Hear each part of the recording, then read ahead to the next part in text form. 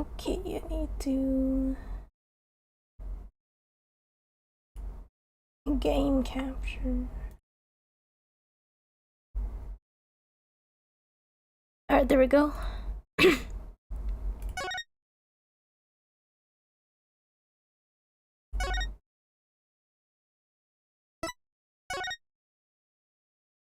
It's so peak. Holy chills warning. Chills warning, bro. Wait, let me full screen. I need to full screen this.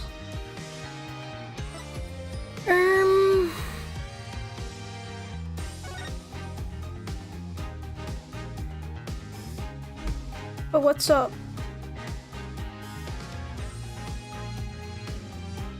Honestly, I can't wait. I should have played Ace Attorney on stream before. The Phoenix Wright Ace Attorney, I mean. This is Apollo Justice. Where is the full screen? Oh. What the fuck?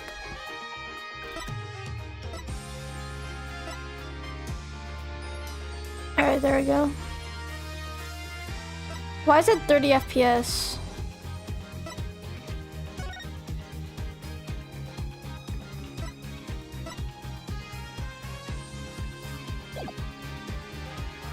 Okay, well, whatever.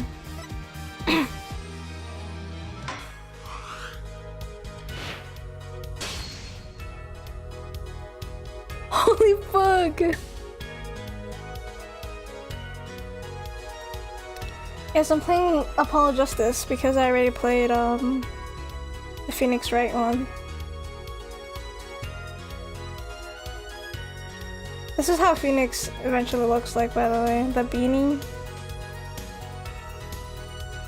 You get to see it in this game. Alright, new game.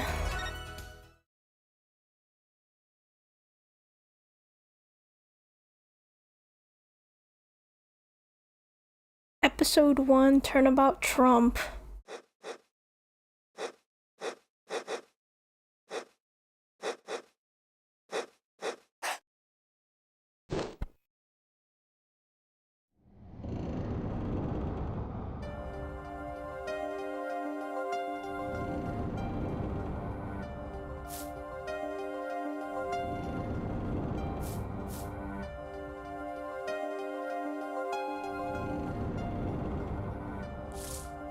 Oh fuck!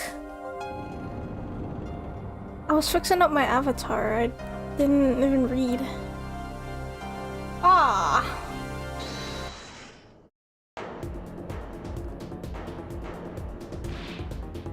Eek!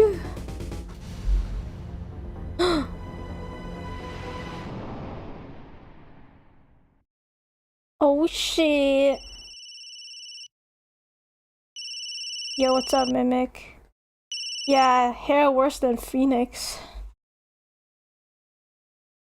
Something like that. Dead. Someone hit him hard. Me? Please, the cops should be here any minute. I'm in your hands. Should it come to that?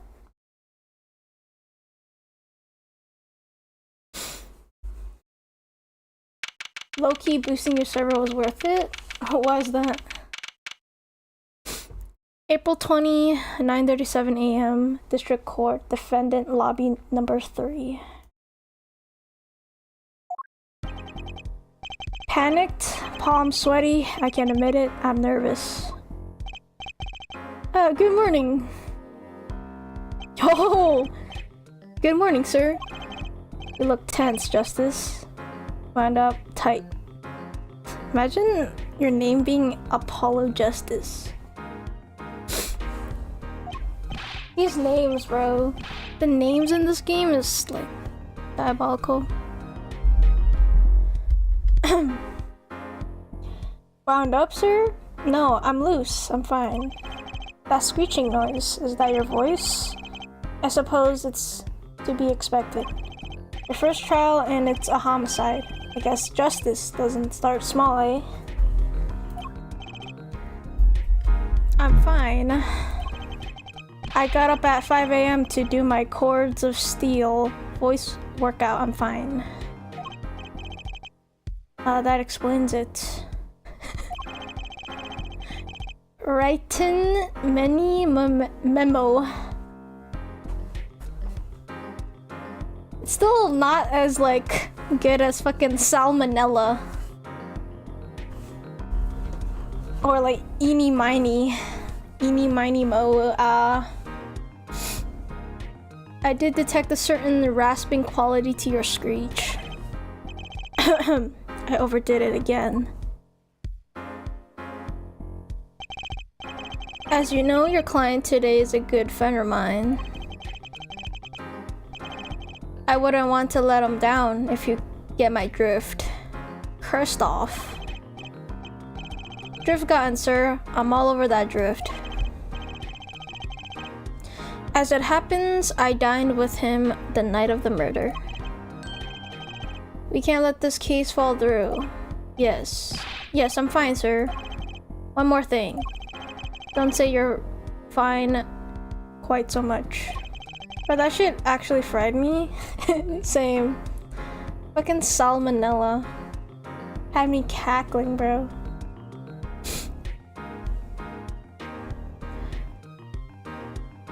What the fuck? Alright. People might take you the wrong way. Gulp. I'll be preparing our case.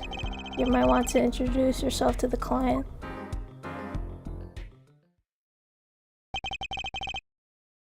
My name is Apollo Justice.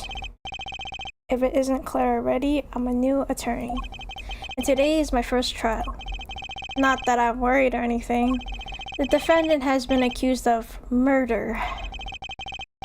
My boss wants to help him out, of course, and so do I. I mean, there's no way he did it. Not him, no way. Clueless.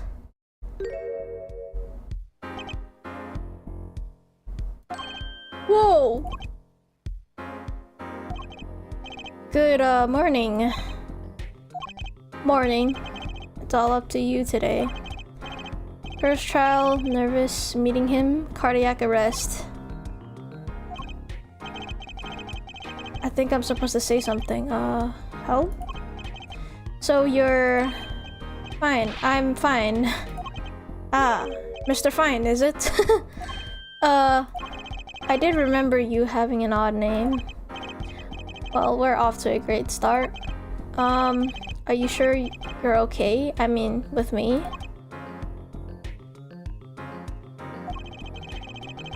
Mr. Gavin is a top-notch defense attorney. And he's your friend, so why? You'll see. You can do it. Be confident. I'm really sorry this happened to you. I mean, it's time, shall we? Yes, sir. Damn, he looks rough, bro. Fit is diabolical though? What? It's like a normal fit. It's literally just an average fit. A hoodie and a beanie. Okay, I need to focus. First trial, here comes justice. April 20, 10 o'clock a.m., District Court, courtroom number 2. I will say the colors are so much more vibrant in this game. The court is now in session. Or court though? Yeah, but I'm not playing as Phoenix though in this game. He's not an attorney in this one. I don't think. Prosecution is ready, Your Honor. The defense is fine. I mean ready, Your Honor. Mind going blank, don't panic. Too late! Your name was Mr. Justice? And this is your first trial? Yes, Your Honor, but I'm fine, really. Are you quite sure? Your voice sounds a bit strained. Ahem. Ahem, Mr. Gavin? Yes, Your Honor. Phoenix is supposed to be the client for this case, I'm pretty sure. Or something like that.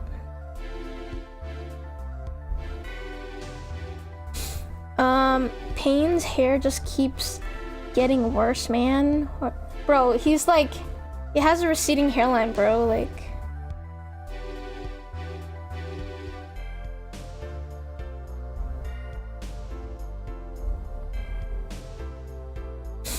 I was under the impression that you would be heading up this case.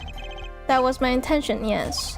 However, a defense attorney must always see to his client's wishes. And my client specifically requested Mr. Justice. Well, of course he wants justice. But to entrust his case to this greenhorn, why? I do not exaggerate when I say that you're the best defense attorney in town, Mr. Gavin. Okay, so Gavin's got trial experience, fine, but does he have the cords of steel? I really want to hear how he says, objection! Because I don't think it can top Phoenix Wright Ace Attorney objections, bro. Actually, we'll find out. We'll find out. Then let's begin. The defendant may enter the courtroom. Yeah, I'm pretty sure Phoenix is the defendant, yeah. That's why he looks so rough. ...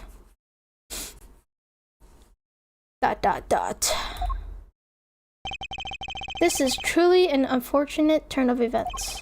I'm sorry we had to meet again under these circumstances. Long time no see, Mr. Wright. Let's put the past behind us, shall we? These days, I'm merely Phoenix Wright. Piano player? What? Mr. Wright, how could this have happened? I won't speak of it further then. Bro, Phoenix is a piano player now?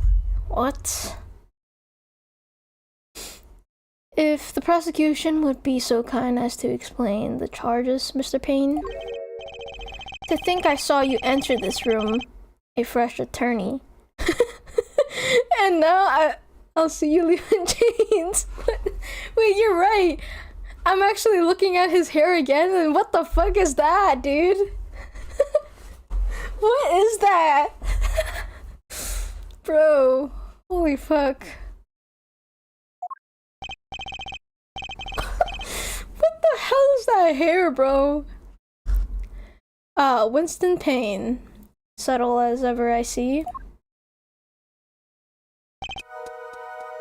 Phoenix looks like he took up slinging crack on the side. Nah, bro. Probably rough. I don't know, he probably fucking retired. I don't know how old he is in this game.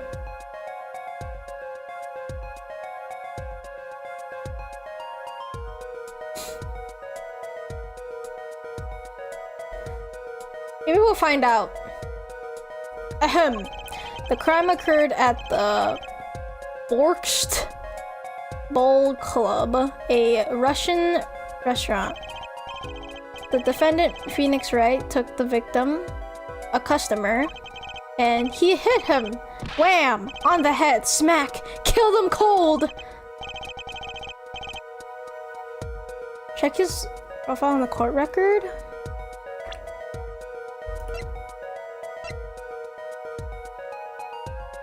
It just says that he's a pianist at a restaurant now. What the hell happened? He's 33 in this game? Holy fuck. How old is Apollo then? I think Apollo is like around Phoenix's age now. Not his current age, but like when Phoenix started. Dang, he's unk. A customer at the restaurant, you say? And the defendant, you say he was the pianist for the club, it seems. Apollo looks 14, bro. Oh god, bro. He does not look like he's like 18 and up. Bro looks like a fucking grade schooler, dude. Phoenix Wright. A pianist? This is the weapon that took the victim's life. A bottle of grape juice. Sure, it's grape juice. Grape juice is apparently our defendant's drink of choice. The court accepts the deadly bottle as evidence. Deadly bottle added to the court record. Something to note, Justice. All evidence is filed in the court record, yes? Make a practice of checking it frequently. The court record, right. I've heard of that. Use E to, yup, know that, I know. I'm confident in your ability to handle this. Right, just use E, sounds like it's time. Hands-on action. So the victim was a customer at this restaurant. Wait, hold up. Wait a minute.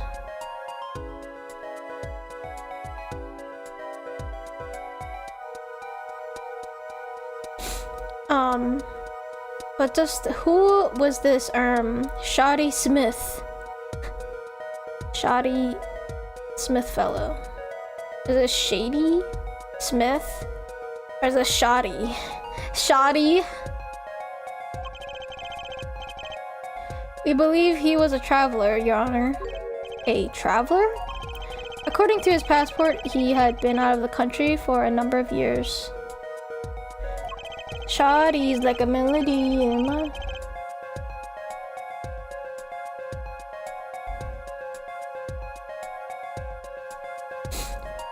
He had only returned to this country recently, though his place of residence is unclear. And he had some sort of connection with the defendant? That, too, is unclear at present, Your Honor. I need to sneeze!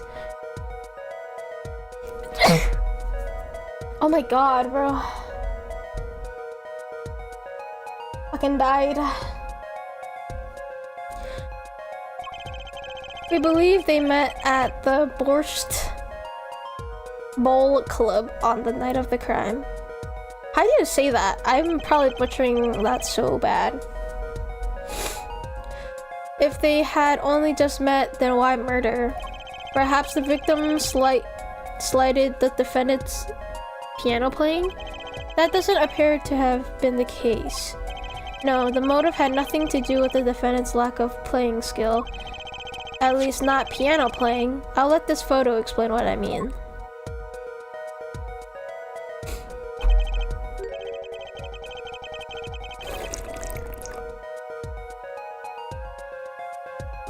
Oh my god. As we can see, a game of poker was in the progress at the scene of the crime. Wait a second! Isn't poker gambling? That's a crime Indeed.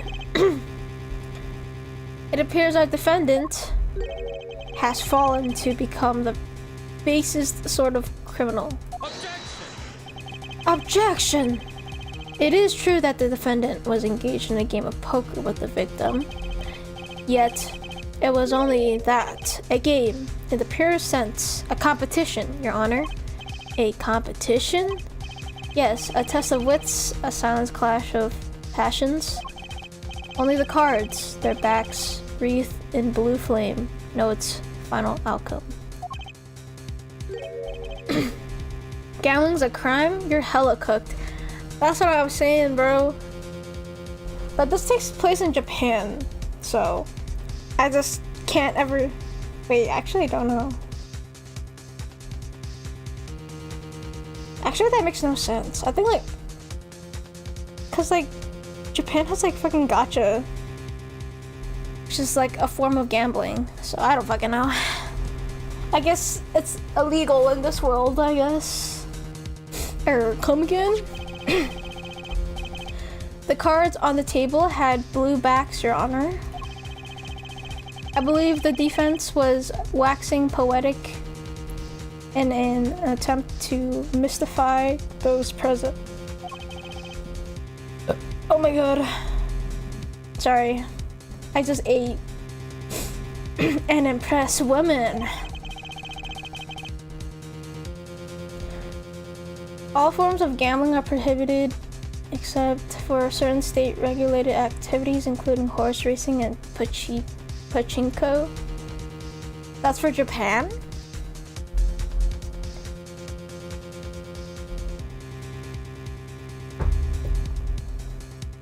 Oh.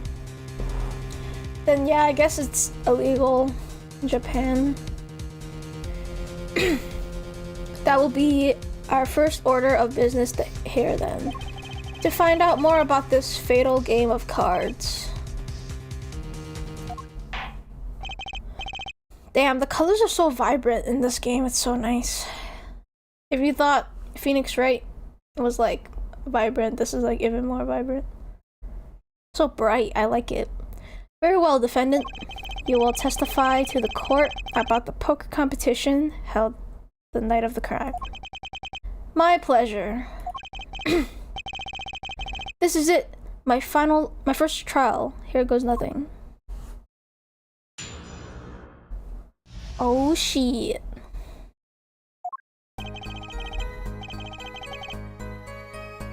I am a pianist by trade, yet I can hardly play at all.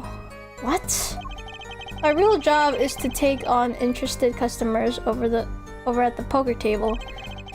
The room where we play and the competition.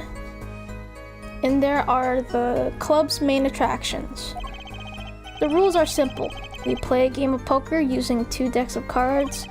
That's all it is, a game, and our customers are happy. Interesting. A pianist who can't play piano? Better than a defense attorney who can't defend.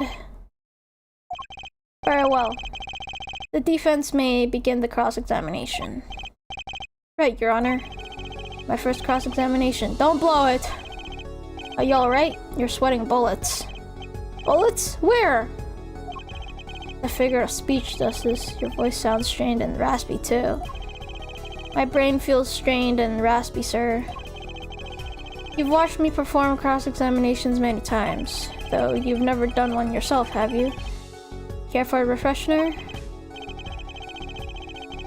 What to do? Should I ask Mr. Gavin for a refresher in cross-examination? Only got mod chat. Alright, it's chill. No thanks. I'm like an expert. Cause I play Phoenix Wright Ace Attorney, you know? I think I've only gotten like a couple wrong. I almost 100% the game, so I think I'm good. I think I got it. Surely. Unless this game is hard as fuck. No need for help here, sir. I think I've got this one covered. I think you'd better do more than think you know it, or you do not. I'm fine. The cords of steel are ready for battle. My weapons, press and present. Find any inconsistencies, any lies in the testimony, and reveal them to the court. That is cross-examination. Learn it, know it, do it.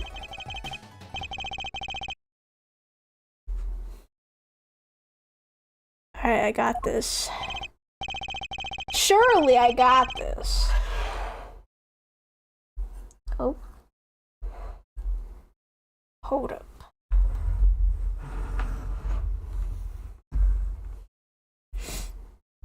My fucking table's like so cluttered, it's kinda yucky. As if Phoenix Wright would never lie, and it's up to me to prove it. The defense may begin the cross-examination.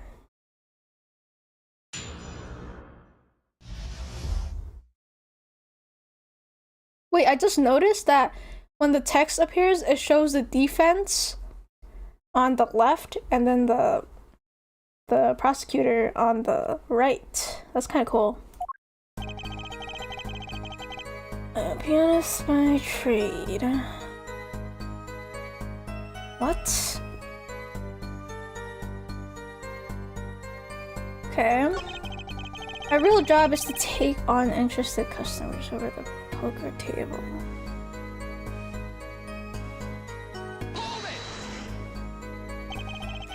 They pay you just to play poker? That would seem to be the case. I am a professional after all. Bah! Do I detect pride in that statement? It's just hard for an honest, hard-working member of society like me to imagine. Bro, and his suit is like neon yellow, bro. Yes, your imagination was always a bit limited, Winston. What? I've played poker for 7 years in that little room, and I've never lost once. What? You see why the customers come now? Defeat the undefeated poker champion. It's quite a draw.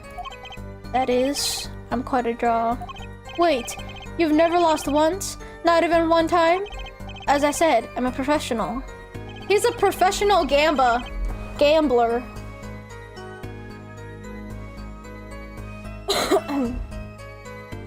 He's played poker for 7 years and not lost once. Is that even possible?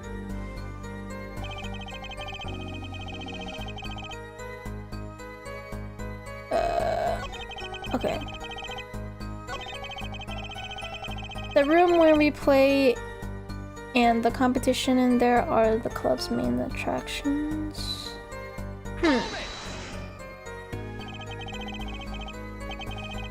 The room in the crime scene photo is an attraction. It has quite a history, actually. The Borscht Bowl Club just are used to be a gathering spot for black market types back in the day. Black market? All in the past, things like the black market are only on the silver screen nowadays. Suffice it to say that there were a lot of deals being made under the table. Right there in that room. A smoky room, gambling hoods, you know. Just looking at this picture makes me feel bad. The bosses gather around the table cutting deals safe from the eyes of the law. Meanwhile, a goon keeps watch through the small window. I can practically picture it now. That window does look like it would be a good keeping lookout. Wait, what? The fuck? That window does look like it would be good for keeping a lookout, but little else. The room had a few other tricks to it, though it was common knowledge to our regulars. At any rate, they come to play poker in a room steeped in history. Despite the dark past, it was all good, just clean fun.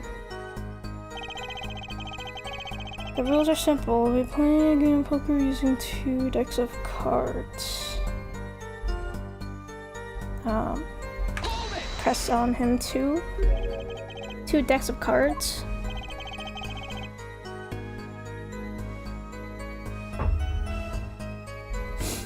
A simple measure to prevent cheating. If you alternate 2 decks, no one can step in cards. That's true. Guess that's true. There's something else I noticed. In addition to the cards on the table, there are some lying scattered on the floor. Precisely. Cards on the table, cards upon the floor. Each one forming a complete deck. A crime scene painted blue by a sad sweep of cards. It's poetic, really. Incidentally, we used 2 types of cards at the club. One deck of cards was red, the other blue. As I recall, in poker, you make 5 card hands. I can see how it would be easy to cheat. Yes, a game of hands.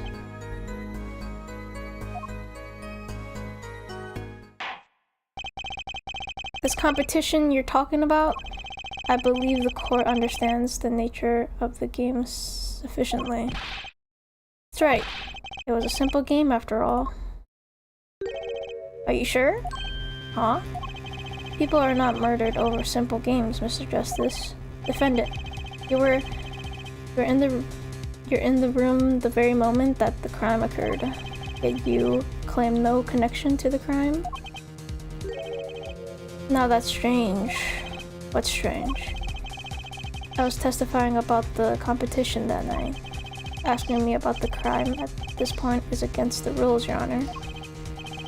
Of course, I expected to hear a cry of objection from the defense.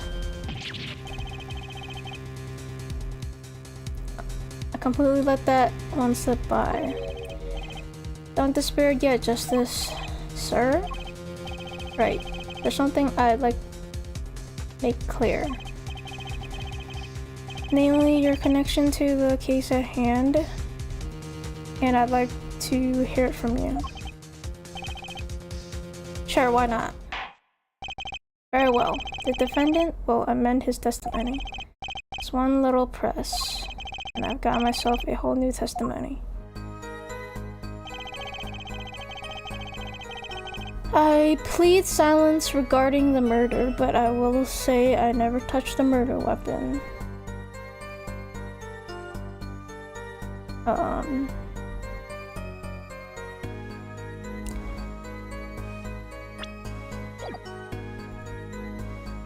Wait, what the fuck? I can't open...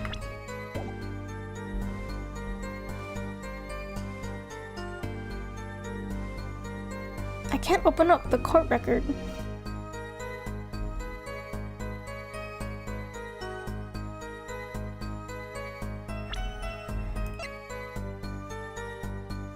Okay, well, I will have to just present it.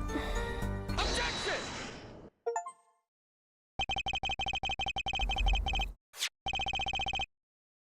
What the hell? Why can't I look at the court record while...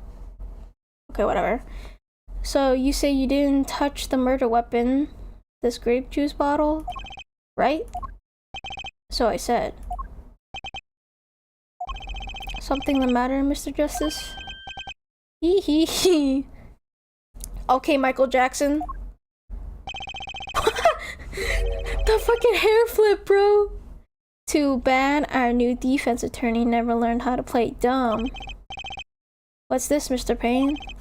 I examined the bottle in question, you see, and it was covered with the defendant's fingerprints.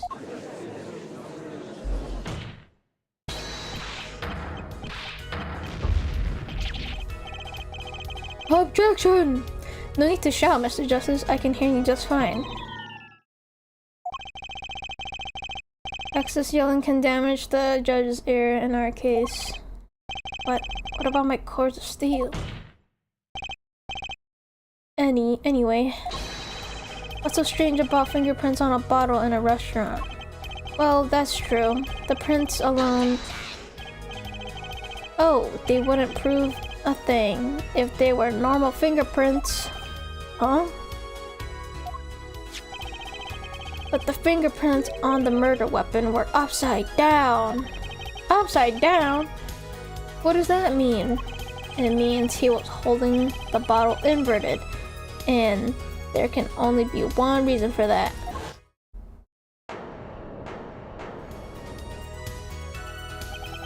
Yes.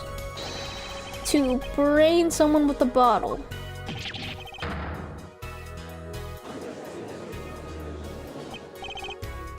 Mr. Gavin, I think things just took a turn for the worse. Oh? I see no problem, Justice. Huh?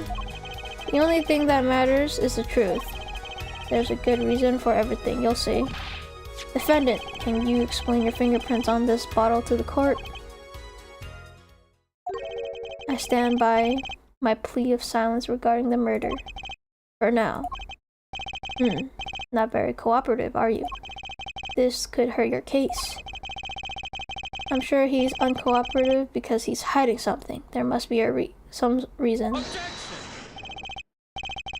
Your Honor, you seem to have forgotten something. And what might that be? The night of the crime, who was it who reported the murder to the police? Reported? Well, that was the defendant, Mr. Wright. But still that... Really? Yes, well, according to the case file, the murder was reported from near the scene by a call from the defendant's cell phone. Near the scene?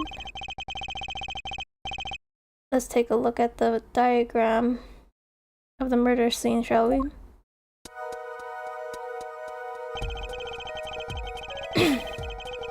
The victim was murdered in a small room in a basement, 2 floors down the ground level. Of course, cell phones can't get reception so far down. The defendant used the stairs in this hallway to go above ground.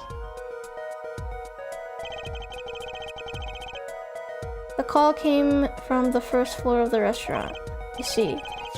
And this is the phone that made the call. He's still using the same phone from his game. Right cell phone and into the court record. The defendant could have just fled the scene of the crime if he was so close. Yet he fulfilled his duty as a citizen and reported it to the authorities. And you claim he is being uncooperative? Urk!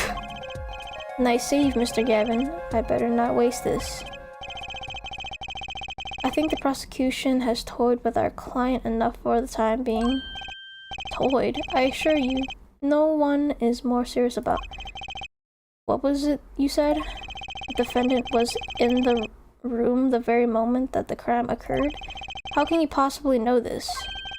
That's a good question. How indeed? The answer is simple, Your Honor. The prosecution has a decisive witness. Hee hee hee. You're as good as they say you are. So someone else was in the room of the crime. That means they witnessed the crime. Everything up till now has been a war-up, Justice. Are you ready? Yo! Very well. The prosecution may call its first witness to the stand. Wonder who it is. What the fuck? The witness will state her name and profession. Hold on just a moment. Where's the witness? I surmise that she has been frightened by the defense's demonic-looking horns. Bruh. So I used a little hair gel. Relax, people. Have no fear. If any horns point in your direction, this court will cut them off. Are you sure? I swear it on my gavel. Please come out. Isn't violence against hair a crime, Your Honor? Well, if you are sure it is, okay.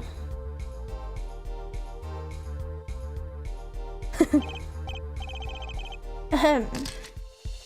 Oh. Wait a minute.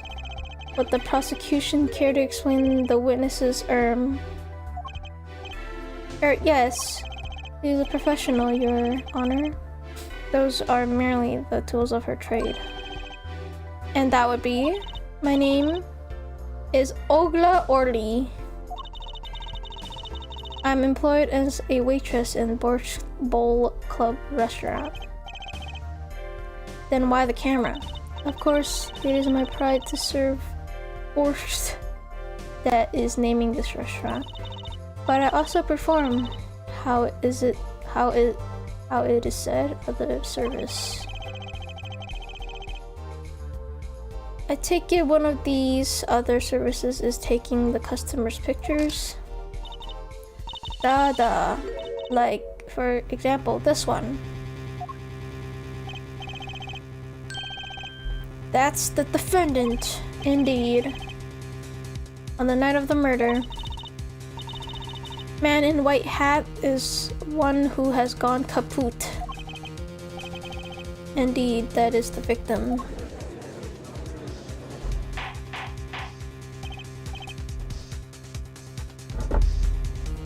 Order. This is quite a piece of evidence to casually drop into our laps. It is the same way as I drop cold bowls of borscht on laps of customers casually. Then the court will casually accept this new evidence. Now witness, where were you at the time of the murder? I was in room, the hideout we call it. Excuse me, the hideout? It is room where famous gangster bad guy bad guy was arrested. Is room where murder took place. What? Your look of utter surprise, it is lovely. I will post by courtroom door later for you. Da. Photos will be numbered and you will write which ones you want a copy of. So there were 3 people in the room at the time of the crime. The victim, Shady Smith, Mr. Wright, and Olga Orley, our witness. And if Mr. Wright isn't the killer, that means... Very well. Witness, you will testify to the court about that night's events.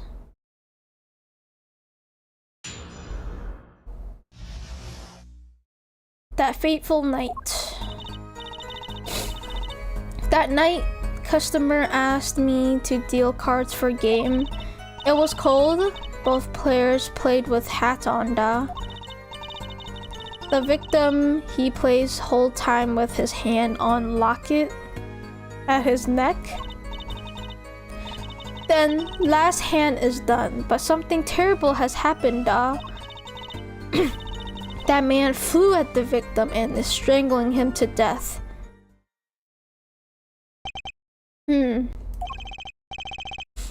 Incidentally, who won the game? Isn't it obvious? The winner was the victim, Mr. Smith. Objection! That's ridiculous. Because Mr. Wright can't lose. Justice.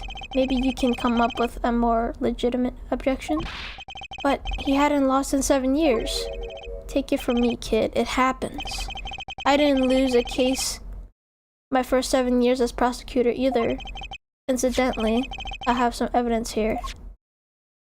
Bro, his hair is so bad, dude. These are the poker chips as they lay the very moment of the crime. The hand and chips on this side belong to the defendant, Mr. Wright. Those on the far side belong to the victim, Mr. Smith. Chips, you say? Da. I mean, yes. Imagine that poker is war. Ow. Your hand is your army and the chips are the spoils. I know that. After all, in my youth I was known as the poker head of courtroom number 3. I think he means poker face. Looking at this picture, it does seem that most of the chips are on the victim side of the table. Alright, very well. The defense may cross-examine the witness.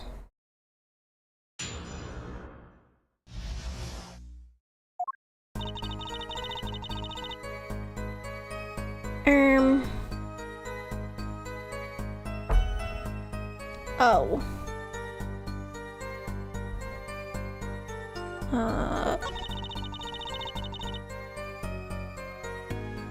Okay.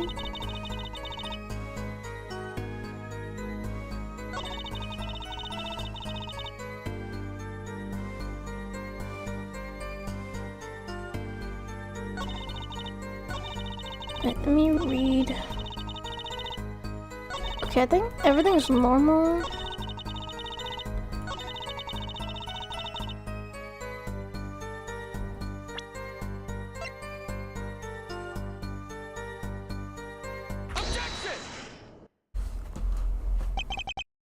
Oh, really? Strangled, you say? That's odd. Normal customers only choke on borscht. No, I mean, this report shows that the victim died of a blow to the head. Miss Orley, really now, did you witness the crime? Eek! Wow. Wow, that's impressive. How did she do that?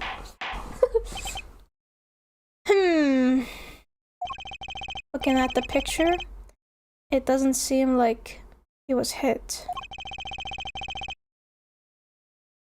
He's still wearing his hat and everything. Yet it is a fact that he was hit, Your Honor. Here's a photo we took of the victim with his hat off during our investigation. Ooh. Well, that's quite shocking, isn't it? This head certainly was hit. Okay. But I have seen it happen. The defendant, he lunged at victim, his neck. Oh, really, Miss Orley? I think I've caught you in your own lie this time. Justice, I admire your enthusiasm, but perhaps you should think about this through once more. What? What do you mean? I found a contradiction. There's one thing in her testimony that troubles me. Very well. It seems we should continue the cross-examination. There's such a thing as thinking too much. This horse is dead. Let's stop beating it. What the hell? Okay. There's such a thing as thinking aloud too much too.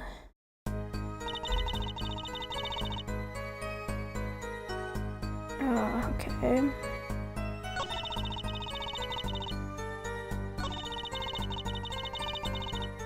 The victim, he plays...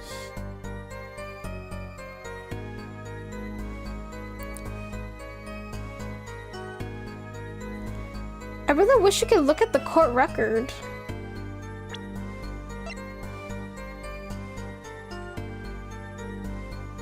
Oh, I guess the court record is just if you press present.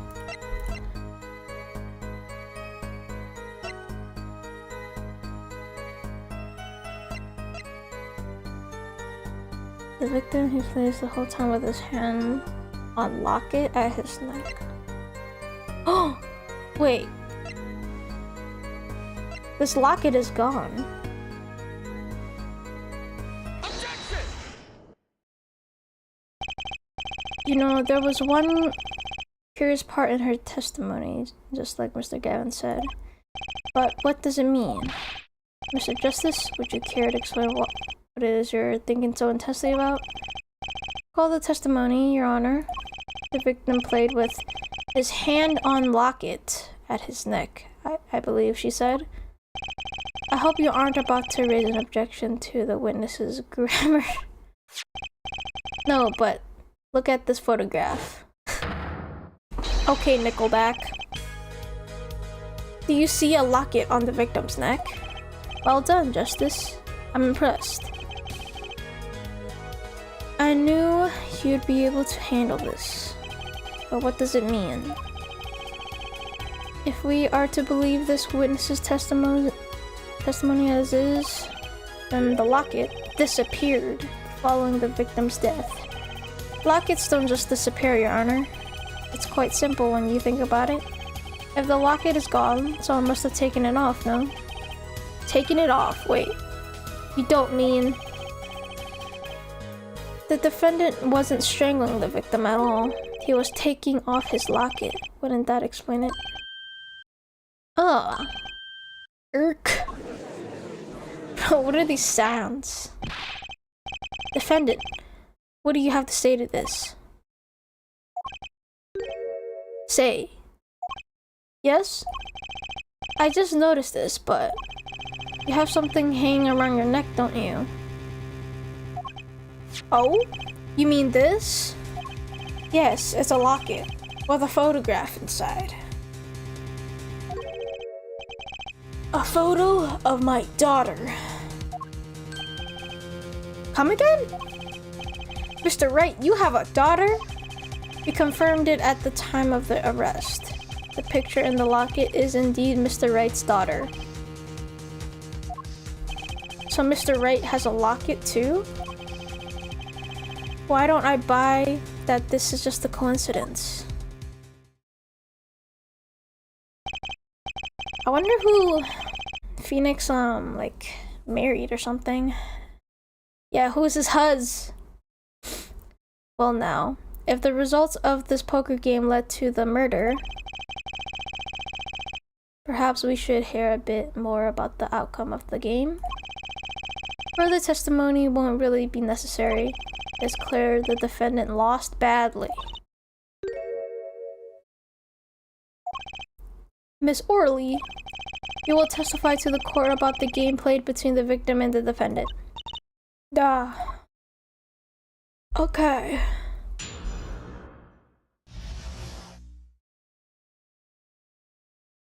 Serious competition. The game began with 3,500 point in chips for each man.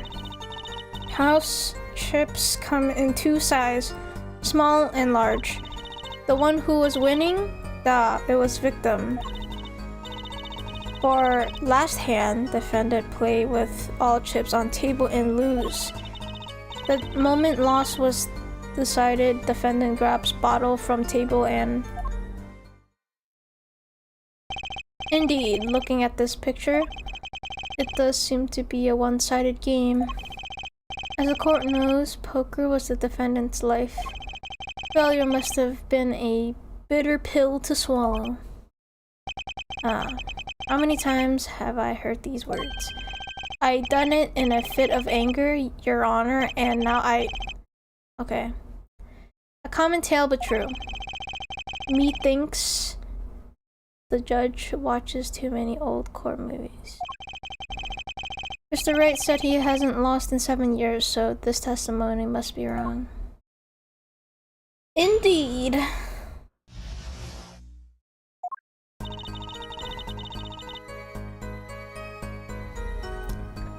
I wonder if we get to see Maya in this game. Cause I don't think I remember seeing her on like the game title. Okay. Again with 2,500 points. Okay. House chips come in two sides. Press. Are the chips in this photo all the chips that were used? Duh, of course. Something's fishy with these chips. Should I press harder? Yes. Maybe you could explain a bit about these chips. Explain? What is there to be explained? Objection! Poke chips are poke chips. They're not fish and chips. Not a chip off the old block. Thanks. Now that I've pressed her, I better ask something. What are these chips worth? Are they in dollars or rubles? Even? And yet, as I have been saying before, it was a game, not gambling. Hard perhaps for a capitalist to understand. Two types of chip. 100 points chip and 1,000 points chip. It is not money, da. Justice. Sir, don't you find her comment interesting? In more ways than none, sir. I'd have it added to her testimony myself. Well, does the defense want the witness to add to her testimony? Yes. Yes, I do think this deserves further scrutiny. Added to the testimony. Very well, witness, if you would be so kind. Your Honor. One kind of chip.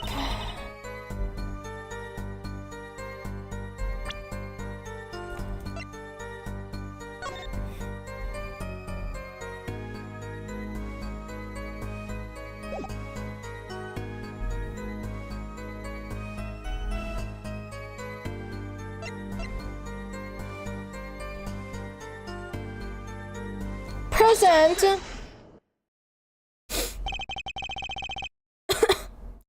You're sure it was the victim who won? Absolutely sure? Seems our new attorney is a bit confused. Glance at the picture is enough to tell you who won.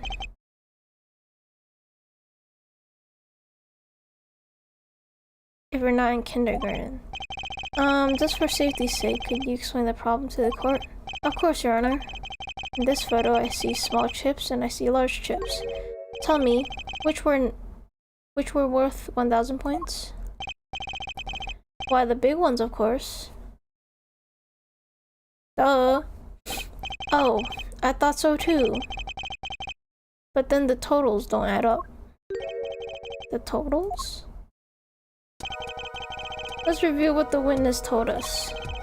Each man started with 3,500 points and chips.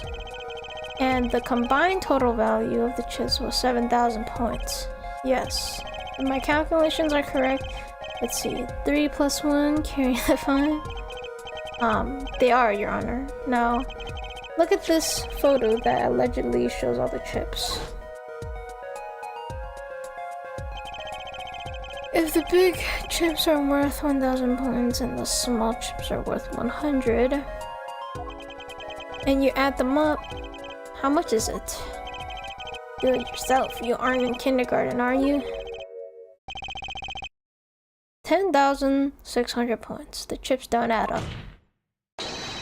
This clearly contradicts the witness's testimony. But why? How could this be? Exactly, Justice. Now that you know the what, you must determine the why. Right. There's only one possible way to explain this contradiction.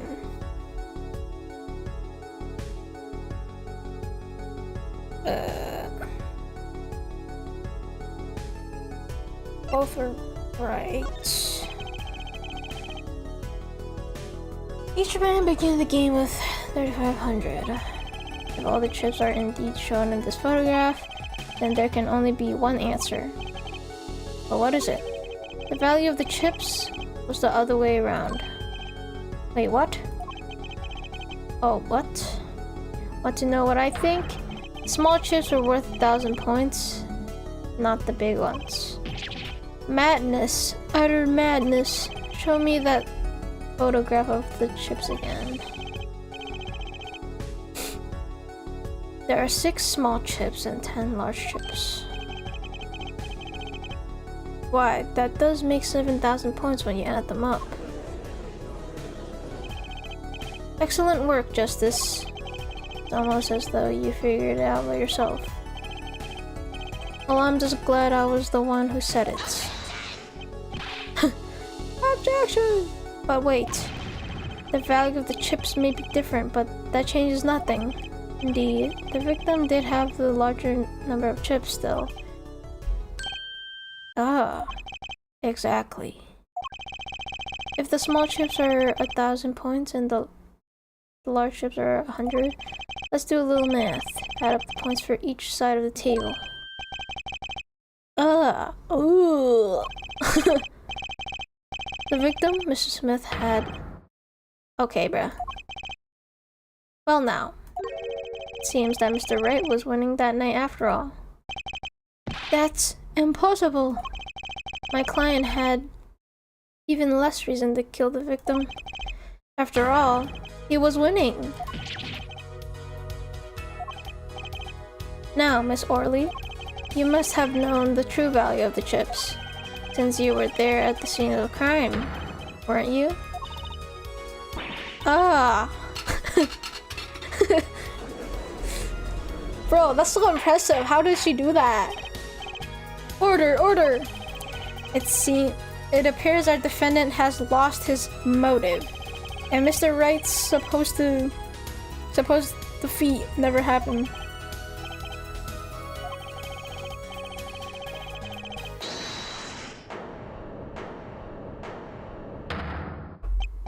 Excuse me, what is it, Miss Orley?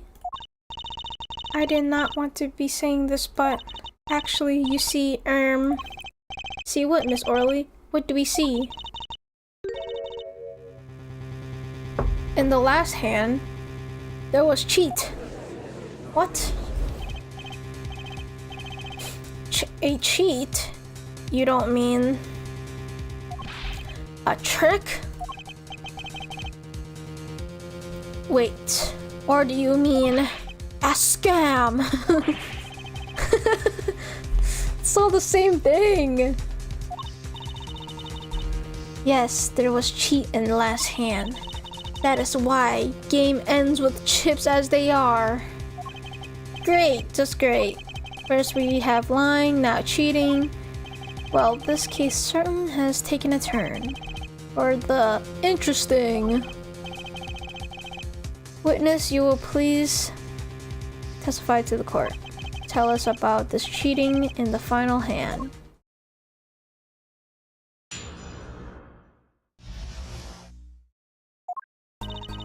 The last hand, both men had full house. There is 4 of each card in deck, from ace to king. If you look at both men's hands, cheat is more obvious. The next moment, game becomes argument. The defendant's trick was exposed. He took bottle in his hand. Poor Mr. Smith. What? Miss Orly, why did you not tell the court about this from the very beginning? I thought I smelled the cover up here. Well, folks, it's time to throw back the covers. A full house is a very high-scoring hand. Not easy to make in my experience. That alone is enough to suspect less than scrupulous tactics. Mr. Gavin? What's a full house? Lawyers these days, you don't know your poker? I can't say this bodes well for your case or career. What is this, some kind of secret court poker ring? Justice? You know what?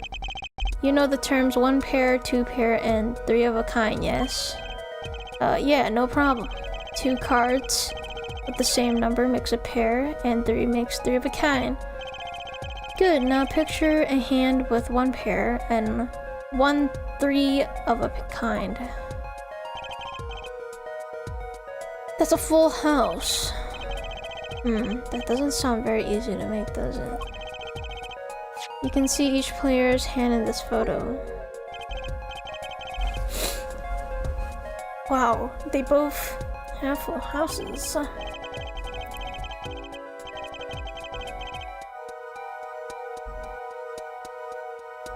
We forget there's an easy way to make a full house and go undefeated for 7 years.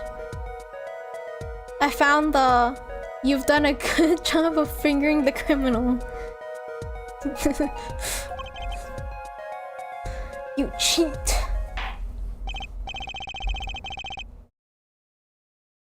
Which case is that again? I forget. Ahem. The defense may cross-examine the witness. If he did cheat in the last hand, that still leaves one important question. Mr. Wright lost that hand.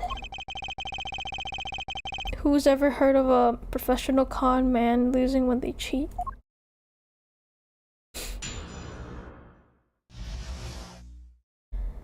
The circus one with the clown, is she? Oh, right.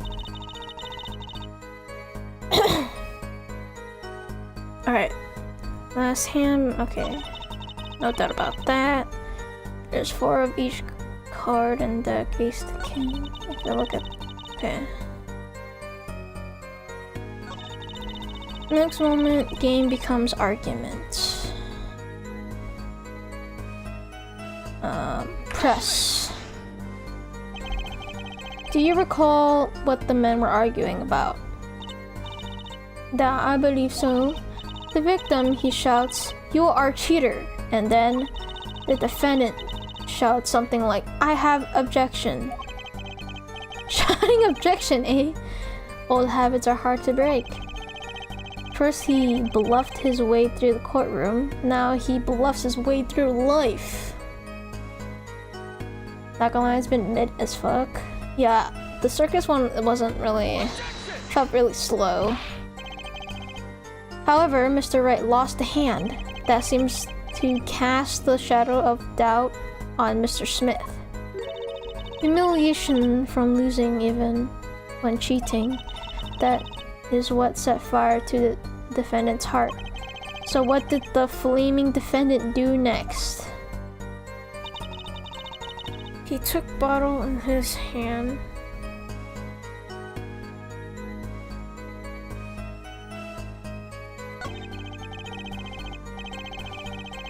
She says it's a serious competition. No. Yeah. Whew.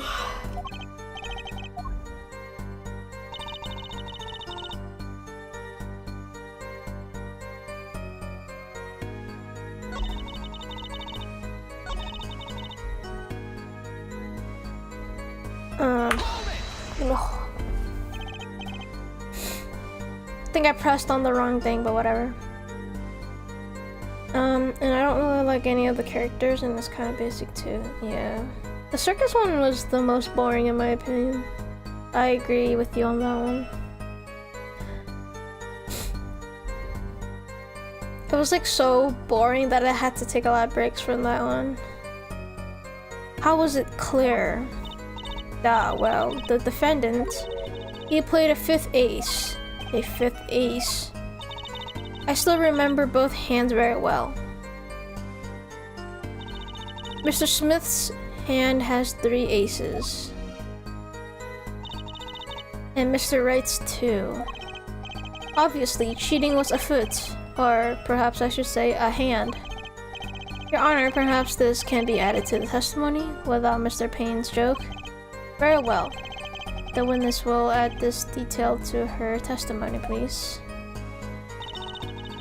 Mr. Smith's hand has 3 aces, and Mr. Wright's 2. It is 5 aces in all.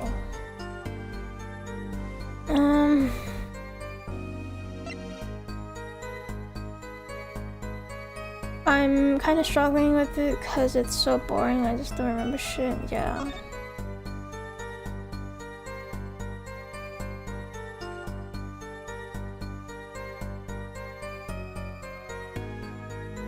Wait, what? She said he had 3 aces, but I only see 2. Well, objection. It appears the witness is mistaken. Taken?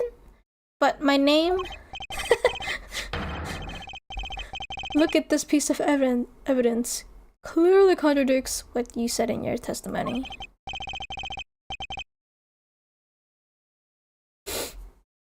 That's the photo of the chips, is it not? Justice. Perhaps you ought to explain your point in a way that the judge can comprehend. In other words, use your finger to point out. Bruh. Use your finger to point out your point. Yes, please point out the contradiction in this photo. What particular point contradicts the witness's testimony? What the?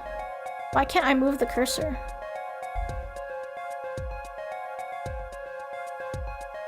Anyways.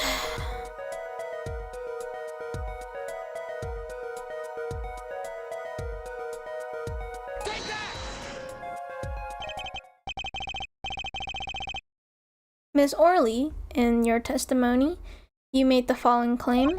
Mr. Smith's hand has 3 aces. But as you can clearly see, the victim's hand only held 2 aces. Bro, I bet it was her because she pulled a fucking Maya. She pulled a fucking...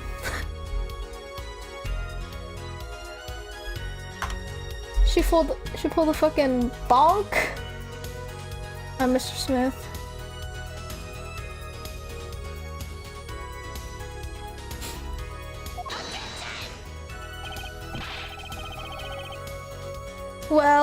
Well, maybe the witness was simply confused. Perhaps it was the defendant's hand that held the third ace in question. Hold up.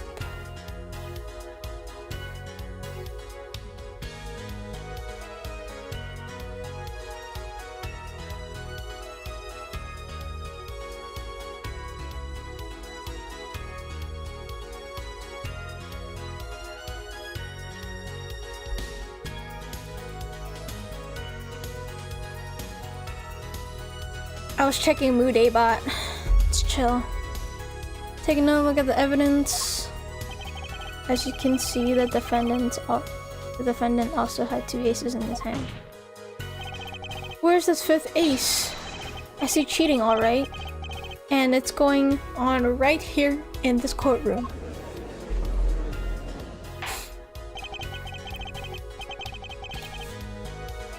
Two aces in each player's hand does make 4 aces total. Hardly proof of cheating. Wait, please. It is true. I have seen it. The 5th ace. There was cheating, I swear to you. That's odd. She must be lying, yet she's the most sincere I've seen her all day. You're right to trust your instincts, Mr. Gavin. Who knows what lies in store for us in the trial ahead. Your Honor, if I may, I have a suggestion. What might that be, Mr. Gavin? If you don't mind, perhaps we might examine the actual cards? The cards? Mr. Payne? Yes? The players' hands that night were set aside as evidence, were they not? The defense would like to request that the cards be shown to the court. Very well. The prosecution will submit this evidence. Which will you examine? The victim's card or the defendant's card? These cards don't prove cheating was going on. Nothing will. Now, which of these is more suspicious? Well, obviously the victim's hand, right? It doesn't make sense to look at the defendant's.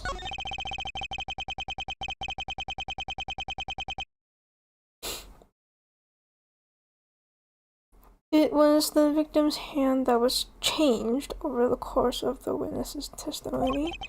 The defense requests time to examine Mr. Smith's cards. Very well. Mr. Payne, if you would. Very well. Alright.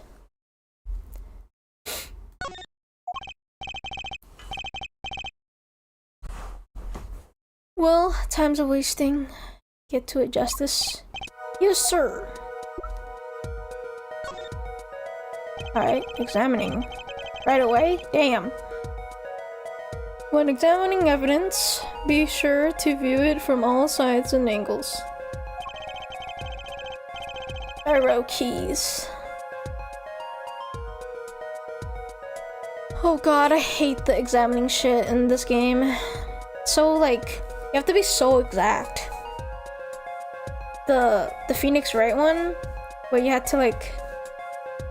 Actually, I don't know if you're there yet. But damn. I fucking hated the ones in Phoenix Wright. Alright, arrow keys. B and M to zoom in out. Yep. Wait, let me ask.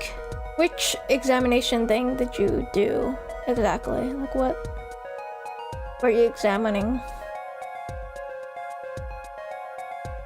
Yes, the trophy! That was the one I was struggling on. Because you have to be so exact. Like, if you're like a pixel off, it's not right. That should give you a better perspective on the case. Okay, let's do this.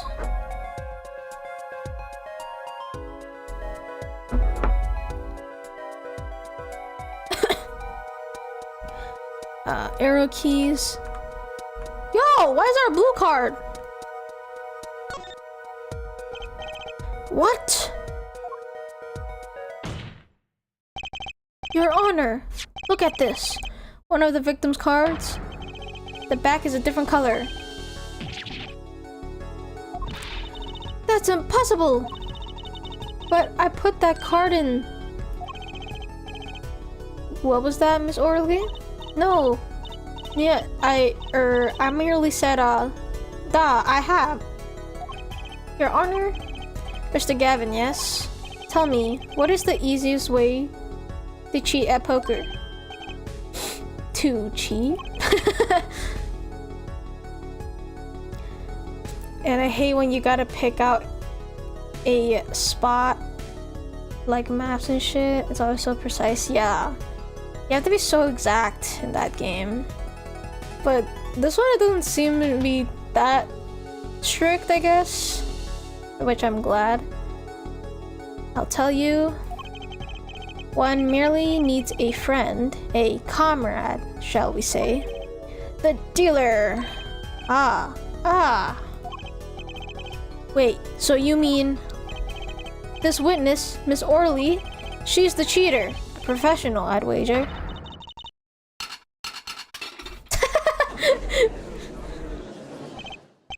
I'm waiting for that dish to like fall on her like face or something. Like she doesn't end up catching it properly. Order. Focus, Justice. Time to take advantage of her. I mean, of her mistake. Yo! Apollo. Your Honor, please recall the testimony we just heard. That's impossible. But I put that card in Wright's hand. Oh?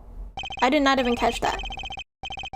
Ergo, Miss Olga Orly conspired to cheat.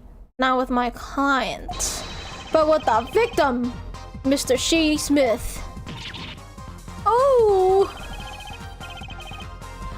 Not only did she cheat, she cheated poorly. Therefore, it's not hard to imagine an altercation between her and the victim. What? Wait, you don't mean the defense isn't accusing the witness, Miss Olga Orly, are you? Time for justice. There were 3 people in the room at the time of the incident.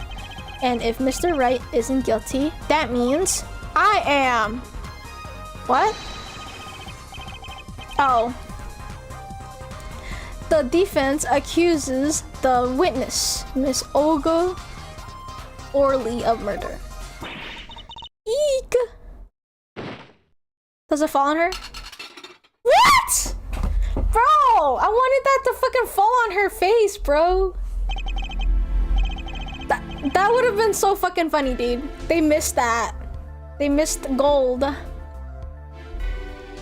Mr. Payne, where is your witness, Miss Olga Orly? It appears she has lost the consciousness, Your Honor. Oh, I just accidentally double-clicked. My bad. Your Honor. Wait. Mr. Justice, Your Honor. It seems you've presented a new possibility to the court. One suggesting a connection between the witness and the victim, Mr. Smith. And that means this court cannot pronounce a verdict for the defendant at this time. What? I did it! I held out. I'm worried for what Von Karma will do if I beat her again. Oh, you'll see. I see no point in prolonging the trial this day. Prosecution will need to make further inquiries.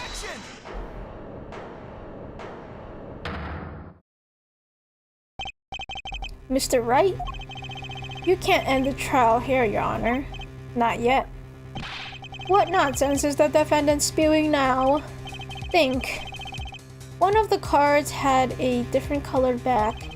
Don't you wonder what it means? Gonna get whipped into next year? You'll see, you'll see. Especially endgame. What are you doing, Mr. Wright? Raising objections right when you're about to get off the hook? Ridiculous. Mr. Payne, you of all people should know. Mr. Wright has a talent for the ridiculous. Perhaps we should get to the bottom of things. Let's clear up the facts about the game that fateful night. As was said before, we alternated between 2 decks of cards that night. That was said before. The 2 decks at the club have different colored backs, blue and red. 1 color per deck. Why use different colored backs? If we use the same color, the 2 decks might get mixed. You use different colors and they still got mixed up. We used the red deck for the last game. I see, but that's odd. For some reason, I have this impression that you were using the blue cards. Yeah, me too. I'm sure someone said something about the blue cards. Whatever. In the end, 1 card of the wrong color got into the mix, which means there was cheating. Yes, a card slipped into the deck would seem to indicate cheating, yet this card raises 2 serious questions. Apollo? Yes? Let's consider the first question, shall we? Think. In the last game, when was the card swapped? When? There are 3 broad possibilities here. It could have been swapped before the murder, during the murder, or after the murder. Well, yeah. Thanks for the news bulletin, Mr. Wright. Of course it was swapped. Oh? It might be as simple as you think, Mr. Payne, or it might not be. I'd like to hear what Apollo thinks first. When do you think the cards were swapped? When was the card swapped? Well, I would assume after the murder, because that makes the most sense, right?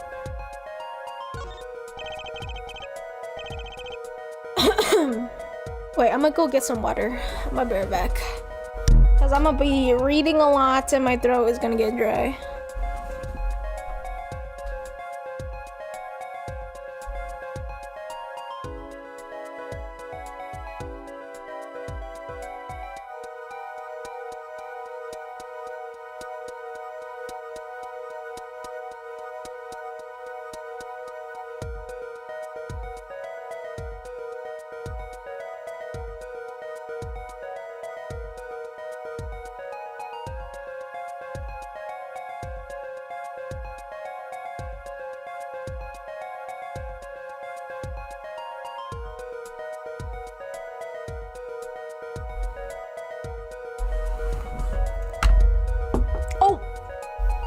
Alright.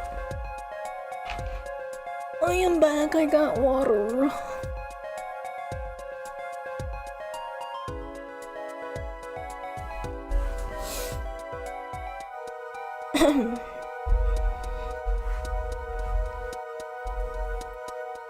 Perhaps it happened after the murder.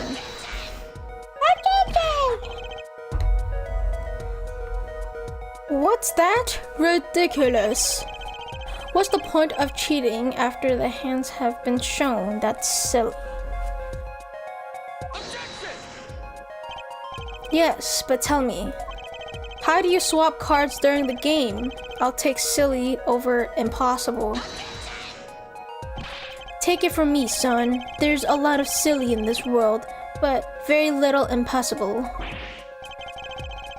Oh, even when the backs of the cards are a different color?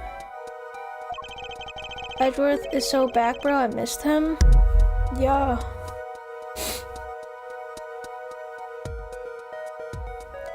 I bet that brought your interest back to the case, huh?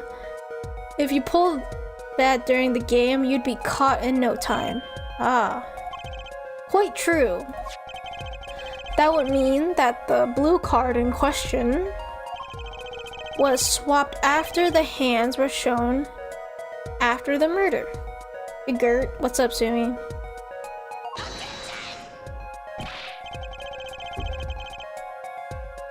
Okay, this is going past silly and straight on to crazy. I ask again, what's the point of cheating after the game's over? Who would do that? Who indeed? That's one of the mysteries before us. There's another? Yes, a simple yet decisive question must be asked. I just got back from work. Which game is this one? It's Apollo Justice. The trilogy. I was gonna play the Phoenix Wright one, but it's really no point because I already played it. I should have played it on stream, but I played it like in my own time. But I bought Apollo Justice and now I'm playing it on stream.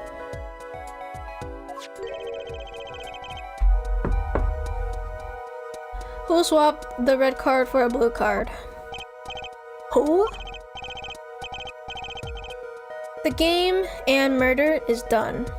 The victim is dead. Only two remain in the room. Alive, that is. The defendant, Phoenix Wright, and our witness, Olga Orly. Okay, so who was it that swapped the red card for a blue? Well, it has to be someone else, right?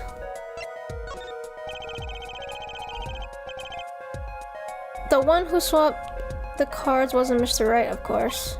And, well, it doesn't seem like it could have been Olga Orly either. Oh my god, it was Sumi? No way! How could you? You murdered someone! What are you suggesting? That's hardly a logical conclusion, I'll admit. As the defense, I think it only makes sense for you to name Miss Orly at this point. Yes, I know. But she was the one who dealt the cards, right? I just can't believe she would make the mistake of swapping the wrong color card. And if the card was swapped during the game, it'd be obvious. Heh. Heh. Something you'd like to share with the court, Mr. Wright? Oh, my apologies, Your Honor. I was just thinking how much fun all this is. Fun? How about confusing? I have no idea what the defense is claiming, Your Honor. If the one who swapped the card wasn't the defendant and it wasn't Ms. Orly, then who was it? Yeah, well, that is the question, isn't it? Precisely. Huh? I believe we're about to see this case take a new direction. A new direction? We'll find that indeed after the murder. Someone swapped one of the cards in the victim's hand. And that someone made two critical mistakes. I'm sure you're going to tell us that the first was swapping the wrong color card. Because the one who did the swap didn't know two colors of cards were being used. The other mistake was the number on the card.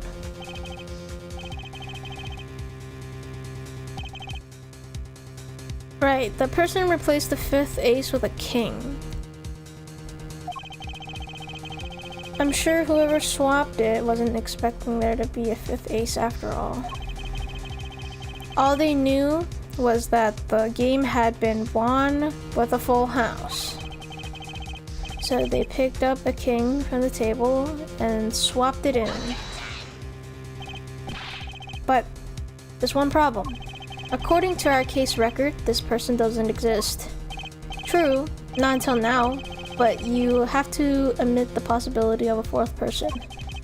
Though it's more than a possibility. There was someone else there that night at the scene of the crime. What?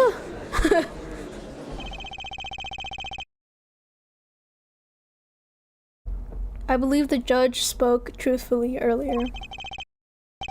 You do make trials ridiculous, Mr. Wright. This trial has proceeded on one central assumption, namely that at the time of the incident, there were only 3 people in that room. I believe this new evidence, shall we say, overturns that assumption. The problem is that you chose to conceal this information from the court. I suppose that is a problem, yes. Court is adjourned for a brief recess. Mr. Gavin, I'll see you in my chambers during this recess. Certainly, Your Honor. Very well. The trial will resume in 20 minutes. Ooh! But who could that fourth person be? April 20, 11:52 a.m. District Court, Defendant Lobby number 3. That was quite unexpected, Mr. Wright. To suddenly claim there was another person at the scene of the crime like that. I must ask, is it the truth? Well, now, I think you would know the answer to that. Being mysterious, are we? Sadly, I have no time for mysteries. I'd only ask that you leave the defending to your defense in the future. Otherwise, I cannot guarantee the outcome. I see you haven't mellowed out one bit, Christoph. Justice? Yes, sir. The judge has summoned me to his chambers, so carry on with that. You did well, Apollo. Can I ask you something? Sure. That locket you wear, is that really yours, Mr. Wright? You're wondering about the victim's disappearing locket. Here, you can take a look at it. That's a picture of my daughter in there. What the? Why is she wearing a top hat? I'm just surprised to hear you had a daughter. Most people are. Perhaps you'll meet her one of these days. One more question. The one who cheated that night, was it you? What do you think? Huh? You know what happened 7 years ago. What I did. It's not unreasonable for you to think I might cheat. I never, honest, but it is odd that he managed to go undefeated for 7 whole years. Why did Phoenix turn into Iwa? Just minus the gray hairs. Want to know something? There's only one game where you can be dealt bad cards all night and still win. Poker. Yeah? You see, poker is all about reading your opponent. And that way, it's a lot like a court case. Phoenix, who's the husband? We're about to find out, am I right? Actually, I don't know. Poker is like trial law? Figure out what your opponent is thinking and you win. Well, yeah, but that's harder than it sounds. I think not. Try as they might to conceal it, everyone reveals their true thoughts in the end. Their body language can become a valuable source of information. True! You're kidding! That witness, for instance, Miss Orly. She would touch the back of her neck during certain parts of her testimony. Did you notice? No. Come on, who noticed that? Words, habits, twitches. It's all information for the reading.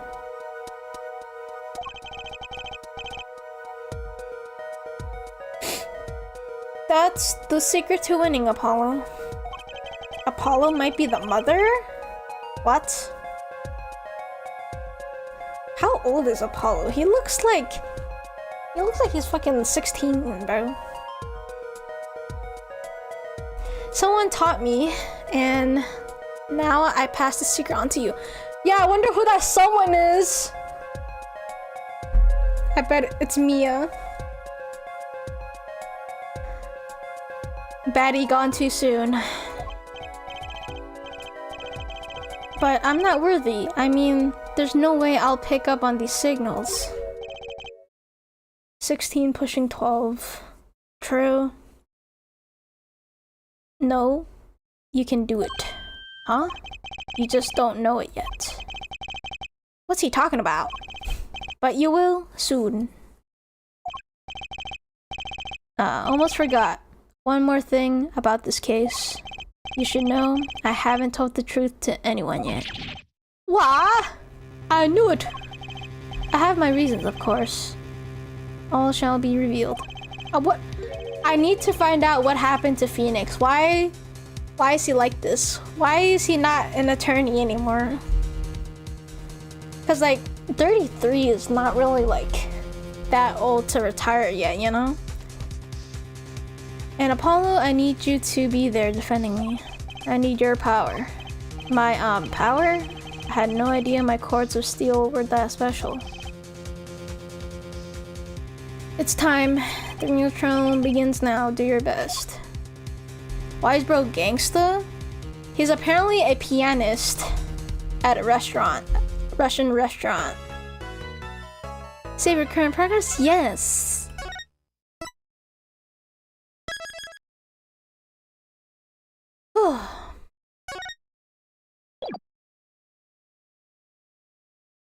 Yes, continue to the next chapter. April 20, 12:14 p.m. District Court, Courtroom number 2.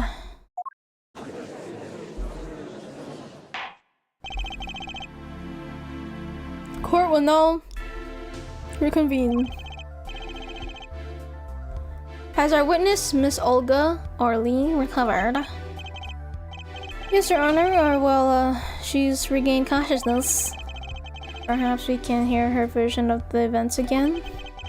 That's the thing, you see. She's quite fatigued. You're looking a bit fatigued yourself, Mr. Payne. Sadly, fatigue is insufficient grounds for refusing to testify or prosecute. The defense would like to request that Miss Orly take the stand. Very well. The witness will take the stand. She still looks fine. Perhaps you could repeat your name and profession? Or perhaps you'd rather admit that you're a poor liar and a poor loser. Damn. Not. What the fuck? Name's Olga Orly, that's the truth. I'm a pro dealer. People call me Olga Quick Fingers Orly. She became like Russian and then she became like American. Like what the hell? Oh, really? Want to know something else? I'm not really Russian. And my last name sounds like, oh, really? Oh, okay. So it's Olga, oh, really? There, that's the truth. I hope you're satisfied. Miss Oldbag is back? Yes. Witness, you will tell the court what you were really up to that night. Fine, I'll talk. We had a plan, see? Baddie. She's alright. Let me remind you that you are currently under oath. Any further fabrications will have serious consequences. Fine.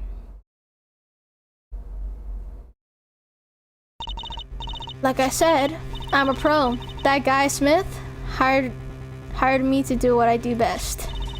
I was planted at the Borscht Bowl Club several days prior to the night of the game as a waitress. So you were in cahoots with the victim. Not that he needed my help. Smith is a well-known poker player in some circles, but winning wasn't the main purpose of this game. It was about destroying a legend, the unbeatable Phoenix Wright. The plan was simple. Elegant, really. You see, we set up a trap of sorts. I was to plant a card in Wright's pocket beforehand, and then deal 5 aces during one of their games. When their hands were revealed, Smith would call him out and search Wright. He would then pull out the planted card and the trap would snap shut. You swap the cards. Exposed as a cheater and then losing on top of it. It would have made a great double play. Just like that, the legend would be dashed to pieces. Indeed, getting caught red-handed at cheating would cast doubt on all his prior wins. A 7-year legend destroyed by one little card. That was the plan. Oh really, Orly? How droll. But it appears you made quite the mistake. A mistake? I agree, the trap was elegant. Yet, what happened to that planted card? Hey, that's right. He's lucky, I'll give him that. You'd have to slip free from the trap laid by Olga Quickfingers O'Reilly. Oh, really? The witness would be much cuter if she dispensed with the evil mastermind stick. Cute? Who wants to be cute? I'm not cute. I'm bad. You hear me? Bad! When you're through being bad, perhaps you could testify to the court? When... she is bad, I guess. I did like her previous outfit, though. She was low-key cute, like that. Tell us about this trap and how it was sprung.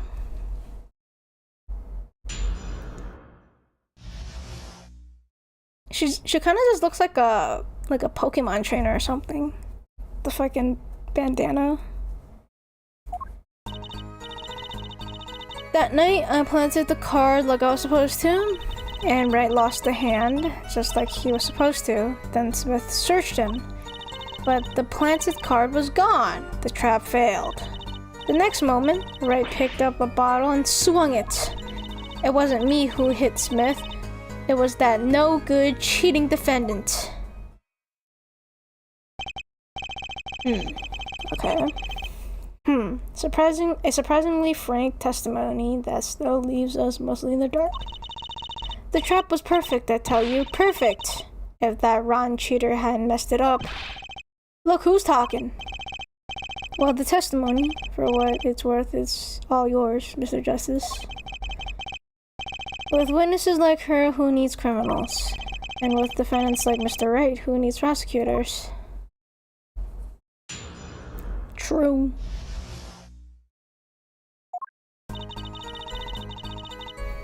Okay. Search them. Ugh.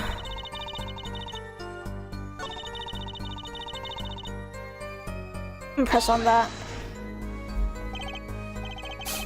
Wait, isn't that a little odd? What's odd? You searched Mr. Wright thoroughly and found nothing? Which means he didn't cheat. Which means he had no reason to strike the victim. Well, what? What was that? What was that just now? I sensed something. Something wrong, Mr. Justice? No, nothing, Your Honor. What to do? Should I press her a little harder? Yes. Miss O'Reilly, you're hiding something. What are you talking about? You... me? Quickfingers O'Reilly hide something? The defense will refrain from baseless accusations. I have one question for the witness then. You say you saw the moment the defendant hit the victim. Is this true? Of course it's true. I did see it, honest. I saw it when Wright hit him. Whoa! With my own eyes, I saw it. What's this weird vibe I'm getting? Is this like... is this Apollo's, like... what's it called? The fucking locks in Phoenix Wright with Maya's, like, thing. I forgot what it's called. That witness, for instance, Miss O'Reilly, she would touch the back of her neck during certain parts of her testimony. Did you notice?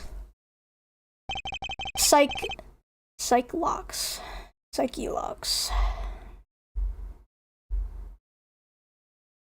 Maybe it's something like that. Whoa! That's more like touching her hair, but okay. I guess that's the back of her neck. Whoa, what's going on? The sensation, it's coming into focus. There, that twitch, it's so clear. It's like I could perceive her habit like I couldn't before. Oh, R to perceive. Gotcha! Oh, damn. Gotcha. Chills warning, bro. Absolute cinema.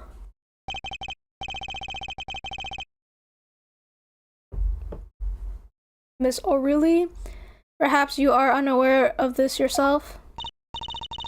Unaware of what? Whenever you get to a certain part of your testimony, you touch the back of your neck with your left hand. My neck? So what? What indeed? Justice? I hadn't noticed anything of the sort. When she says that part of the testimony, she's subconsciously recalling something. Her body reacts to the memory and she touches her neck. I'm sure of it. A memory? Would someone care to explain what he's babbling about? This is highly unusual, but let's ask the defense. You claim the witness is remembering something. Maybe you have evidence of this memory to show us? Habit is scratching her neck whenever she talks about the moment of the crime. So what would remind her most of the moment of the crime?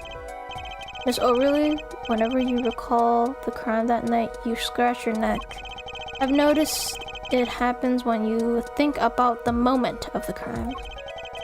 There must be some reason behind this habit of yours. I believe the weapon that left an inerasable impression on your neck is this. Well, okay.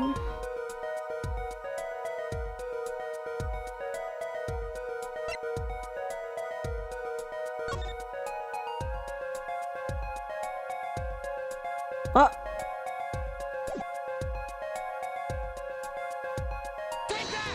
I did not mean to press that.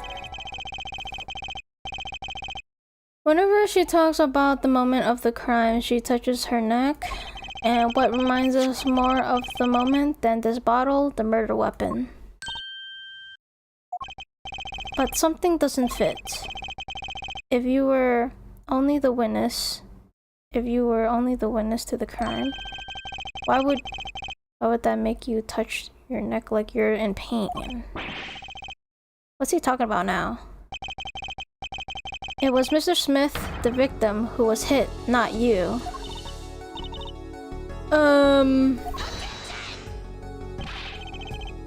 This is a cross-examination, not a cross-wild conjecture. The witness's habits? They're completely irrelevant. Justice, I'll admit, I'm a bit confused myself. This is certainly a unique cross-examination. I'll explain later. Just trust me. Now's our only chance to break her. Miss O'Reilly, please testify in detail about the moment of the crime. The very moment. Why is she back in her old outfit? I am knowing nothing.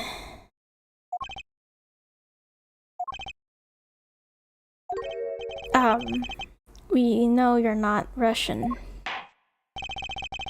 The witness will testify, please, now. Yeah, I like her old outfit more. She's pretty cute. He's the one who did it. I didn't let him out of my sight until the cops got here. But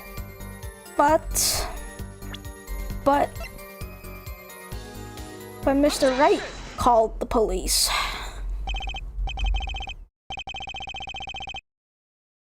Miss O'Reilly, we have a record here that clearly contradicts what you said. Now if I were to know one more, nah, it makes her look like a Pokemon trainer. It states that the police were alerted by a report from the defendant. And we know that the defendant left the room, climbed the stairs, and made that phone call from the first floor of the Borscht Bowl Club. So, explain how you kept your eyes on the defendant when he left the room entirely. I gotta see those photos now. The man who picked up a bottle and swung it that night wasn't the defendant.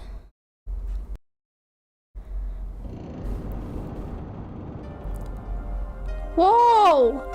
Absolute cinema! Yeah, I bet she did it because the trap went wrong. The plan didn't go. You dirty cheat. Check his pockets now. It's gone. The card's gone. You lose. Ooh. Just then, Smith grabbed the bottle from next to Wright. And he hit me. You, some master of cheating you turned out to be. Eek! When I came to, the victim was already dead. Is that it? That's why I couldn't reveal who I really was. If it came out that I was in league with Smith, I'd be a suspect for sure.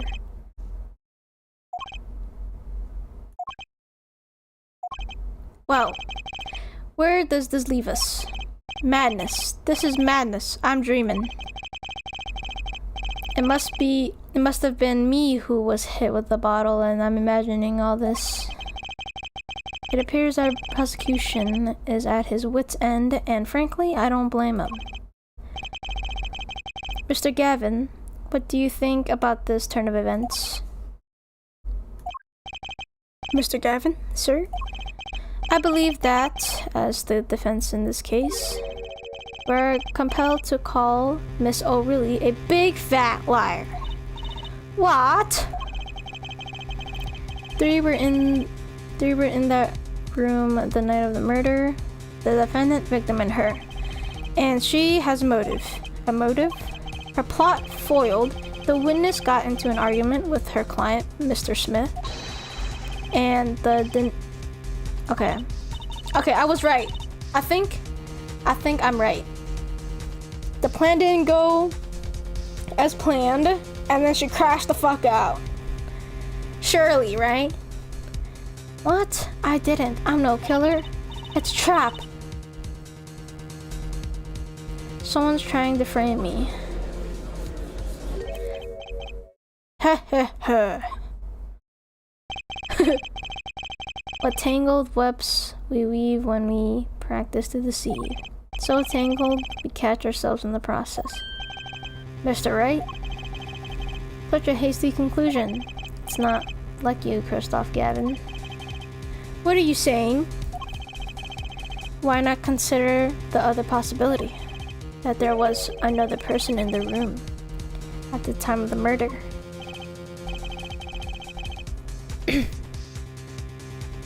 Right, like Mr. Wright was saying before recess, a single card was swapped into the victim's hand after the murder. And the one who swapped the card didn't know two colors of the cards were being used. A fourth person. This theory again, your fourth person doesn't exist. Indeed. That's why I decided to bring this case to court.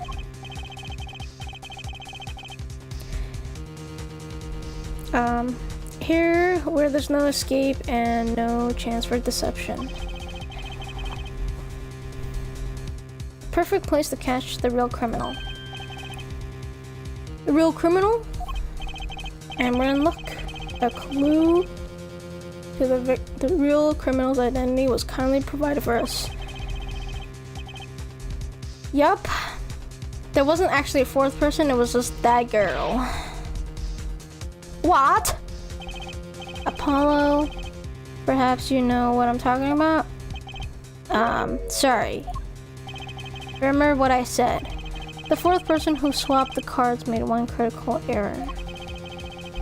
Actually, I don't know. He or she wasn't considering the color on the backs of the cards. Right, but how could such an obvious mistake occur?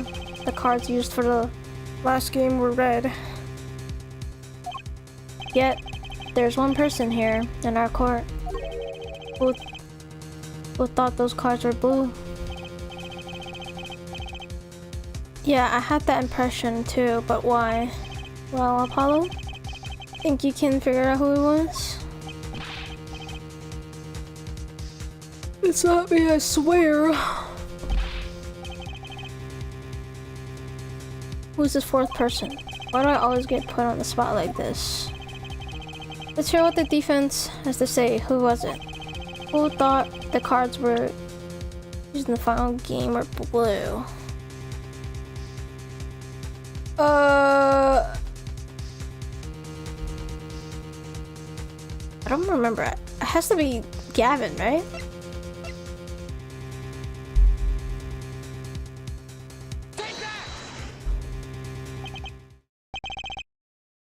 As I expected. Your eyes and ears are as sharp as your hair. I was right? Kristoff, Gavin, you were the fourth person that night. But, of course Mr. Gavin knows the color of the cards. How would he? As you can see, the photo of the crime scene is black and white. You can't tell which of the cards are blue, the ones on the floor, or the table. But look! You can see the colors in this photo. Yes, but when he said the cards were blue, it was well before this evidence came to light.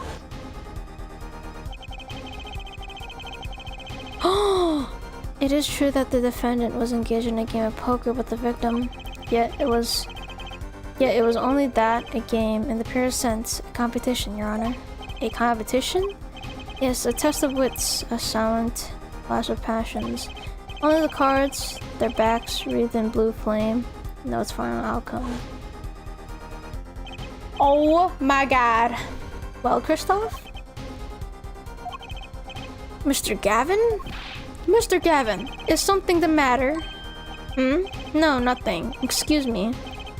It was just so sudden, right? You aren't seriously accusing me, are you? Oh, Kristoff? You know, even I'd never take a joke this far. Objection! This has gone beyond ridiculous, beyond dumb. This is insanity. The defendant accusing his own defense attorney of murder? I assure you, I'm quite sane. But what possible connection could Mr. Gavin have to the victim? I wasn't aware that I had a connection to Mr. Smith either. Yes, but Mr. Gavin and the victim have never even met.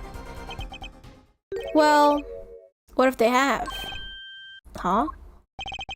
There is a possibility after all. They may have met that night before the game started. What are you suggesting? Is this the truth, Mr. Wright? Was staying silent about? Wait, is this the truth Mr. Wright was staying silent about? Well, only one thing to do.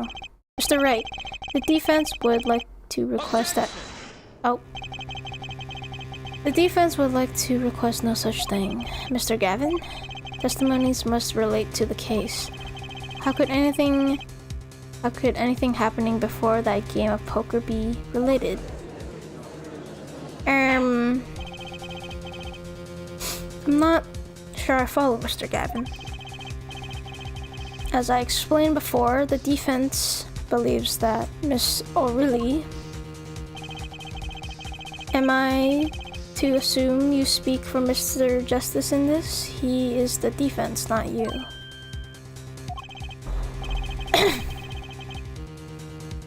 Mr. Justice, the matter of Mr. Wright's testimony is up to you. Oh, okay. Gulp!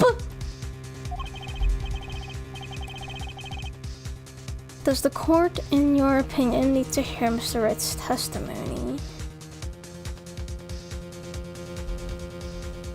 Yes.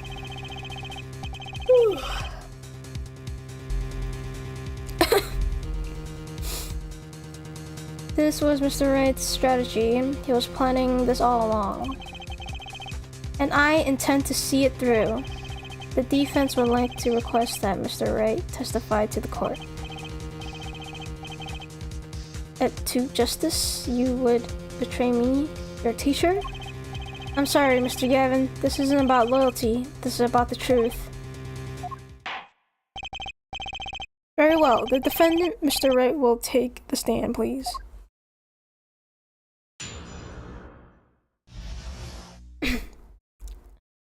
Appetite before murder. That evening... Why does Mr. Smith Loki look like Kiryu? The fucking suit, bro. From Yakuza. That evening, Kristoff and I had dinner. We sat at the table in this photograph. Shady Smith walked in 5 minutes after Kristoff left. When the trap failed, Smith hit the waitress. The girl was knocked out cold and Smith was uncontrollable. I left to call the police. When I returned, he was dead, blood streaming from a cut on his forehead. That's when I made another phone call to defense attorney Gavin. Mr. Gavin, you were at the Borst Bowl Club that night of the murder? I dined with him rather frequently. And he talked to the defendant on the phone directly after the murder? But against my will, I had become involved in the murder. I thought I might be in need of a lawyer, so I called him. You were planning this all along, weren't you, right? Just because you wanted to drag me into your little murder trial. The only thing I want is the truth, as I did back then and now.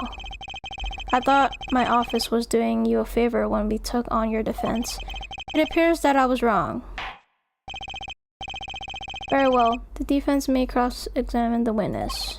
Justice?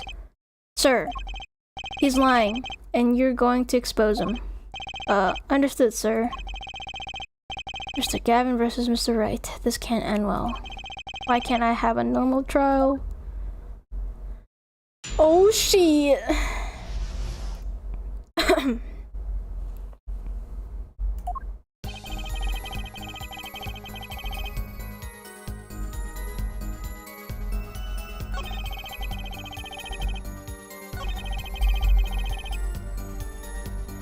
Press. About this failed trap. This is the same trap that Miss Olga O'Reilly mentioned. The plan was simple and elegant, really. You see, we set up a trap of sorts. I was to plant a card in Wright's pocket beforehand, and then deal 5 aces during one of their games. When their hands were revealed, Smith would call him out and search Wright. He would then pull out the planted card, and the trap would snap shut. Yep. He swapped the cards. Just like that, the legend would be dashed to pieces. Yes, a harmless prank in a sense. It was by a quirk of fate that I happened to discover it. A quirk? I happened to put my hand in my pocket and found a card. The card she planted. Yes, I snuck a peek at it and found it was the 5 of hearts. I had a feeling something might happen, so I disposed of the card before the game. Disposed? Where? There was an empty bottle of grape juice I had been drinking right beside me. I threw the card inside the bottle. An empty bottle of grape juice. The murder weapon? Yes, I rolled it up and shoved it in. The colored glass makes it hard to see. A battle of wits between the deceiver and the would-be deceived. That sounds like terrific drama. A card inside the murder weapon? That's strange. Did the police miss it in their investigation? Maybe I'll take a look.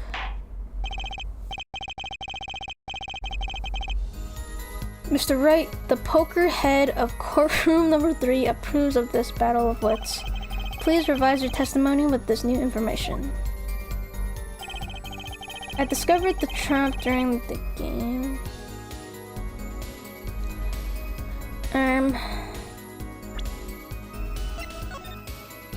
Let me examine it.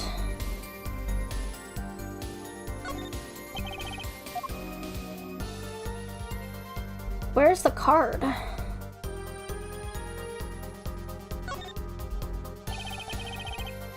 The bottle is completely empty. What? Yeah, it's empty.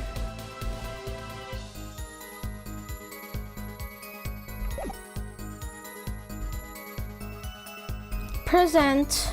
Oh. Bruh. Present. Mr. Wright, if I may. Yes. I've examined the bottle and I don't see any card in here. No? What? Mr. Wright, surely... ... isn't all you have to say for yourself. I can't say that I know what happened to the card. I did put it in that bottle, however. Huh? Perhaps a 5th person came and took it out? Oh, and a 6th person could have helped. Mr. Gavin, Mr. Wright is your client. My apologies, Your Honor. I won't have you disparaging our investigation either. We looked inside that bottle, there was nothing. So what's going on? Is Mr. Wright hoodwinking us again? Or did the card just disappear? In any case, please continue the cross-examination. I'm afraid decisive contradictions call for decisive evidence. Push him harder, Justice. Break him. Just you and the witness in the ring. Go for the KO. But I get the feeling we're not on our client's side anymore.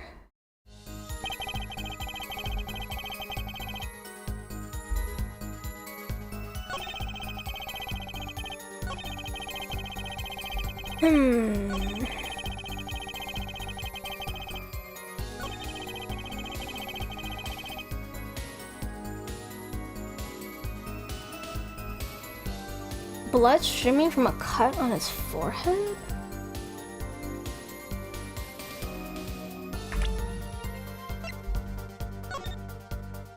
But wasn't it like a smack on the head?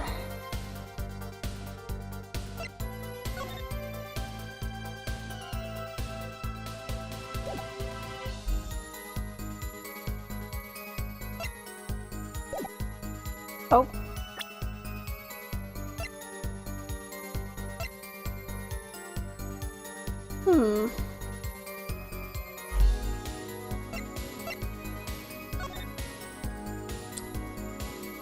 I don't see any blood.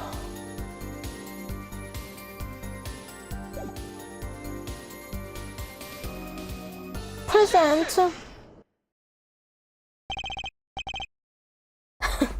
Mr. Wright, if I may. Yes? Take a look at this photograph of the crime scene. See the victim here? He's wearing a hat. I wouldn't think you could see blood on his forehead. Good point. Justice. Next time you point out an inconsistency, put a little more oomph into it. Mr. Wright, can you explain this to the court? Ah, I forgot to mention something. I was the one who put that hat on his head. You put the hat on the dead man's head? He wore it through our entire poker game. After calling the police when I returned to the scene, his head was in full view. shining bright, just like this photograph. And I picked this hat off the floor and put it on his head. Why'd you do a thing like that? All I can say is I'm sorry, but that's the only thing I touched at the crime scene. So Miss Overly didn't see it? It being the victim's or his head? I think not. She was out cold. I believe I was the only one who witnessed his head. Here we go again. Mr. Gavin? Ahem, pardon. It just seems that our client is determined to lie his way through this case. Hey, he's still our client, isn't he? I believe that's enough of that. Mr. Gavin? This witness's testimony is more like a travesty. It's riddled with lies. I'm beginning to see how you came to lose your attorney's badge 7 years ago. What? Wow. You certainly have a unique way of treating your clients, but Kristoff, I never knew. I believe it was you who threw the first stone. Mr. Wright, if you intend to ever tell the truth about this case, it's now or never. Don't be misled, I haven't told a single lie here. When I noticed the trap, I put the card in the bottle to dispose of it. And when I put the hat on the victim's head, let's just say I had a reason for doing that as well. A reason? That reason is right here. Your cell phone? That night, recall that I spoke with defense attorney Gavin after calling the police. Just in case, I recorded our conversation. What's this? Now that we're all here, I see no reason why I shouldn't play it back for the court. Oh shit. First off, I seem to be in a bit of trouble. What's this? Game not going well? Something like that. That gentleman who challenged you, he turned out to be good? He turned out to be dead. Someone hit him hard. You mean someone cracked that flawless bone china pate? It wasn't you, was it? Me? Please, the cops should be here any minute. I'm in your hands, should it come to that.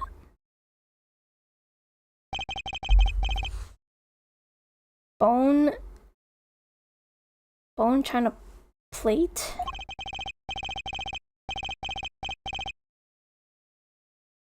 Kind of porcelain, very smooth and shiny, and not plate, but pate. Or pate? How did you fucking say that? I believe he was referring to a certain gentleman's balding forehead. The court appreciates the defendant's discretion in not indicating my forehead. Wait a second. Something's not right about that phone call. So after Mr. Gavin ate dinner with you, you left the Borscht Bowl Club? Most certainly. Then how did he know? How did he see this bone china pate? Oh, that's right. Yes. That was when I began to see my good friend in a different light. Troubled, I returned to the crime scene. And when I spotted Mr. Smith's head again, I realized exactly what was wrong. Well, Mr. Gavin, the stage has been set. Perhaps you would like to explain this to the court? Exactly how did you come by your privileged knowledge of the victim's head? So, this is your reason. The reason why you put the victim's hat back on. Your point, Mr. Gavin? It's come down to this? Has it, Phoenix, right? Oh, shit! Order. I will have order, Mr. Payne. Yes, Your Honor. I believe this court has been left with no other choice. Are you prepared to hear defense attorney Gavin's testimony? Ahem. Well, as the prosecutor, I... Very well. We'll break for 10 minutes, after which Mr. Gavin will take the stand for a cross-examination. Are we all clear on that? Crystal clear, Your Honor. Very well. This will be the final recess for the day. Oh, shit. Wait, I'm a bear back.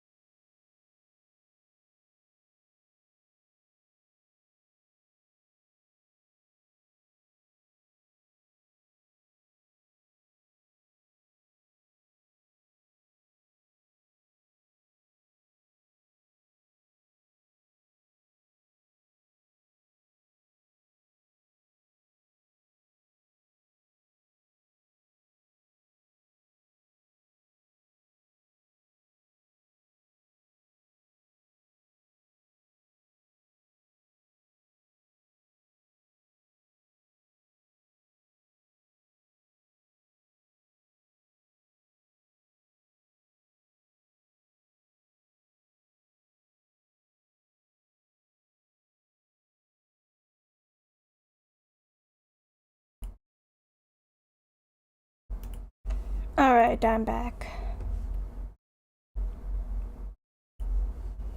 Alright. April 20, 2:32 p.m. District Court, Defendant Lobby number 3. Mr. Gavin and Mr. Wright are both in the judge's chamber. Who would have thought today would turn out like this? May I? Huh? What? Hello, sir. Please pick a card. What's all this about? Is this one okay? Excellent. I have a message for you. The last hand is about to be played. You'll need a trump card to make it. A trump card? The card you have chosen is magical. Use it wisely, and the game is yours. That's all. An ace! Where do I remember that card from? Wait, there's a blood stain on it. What is that?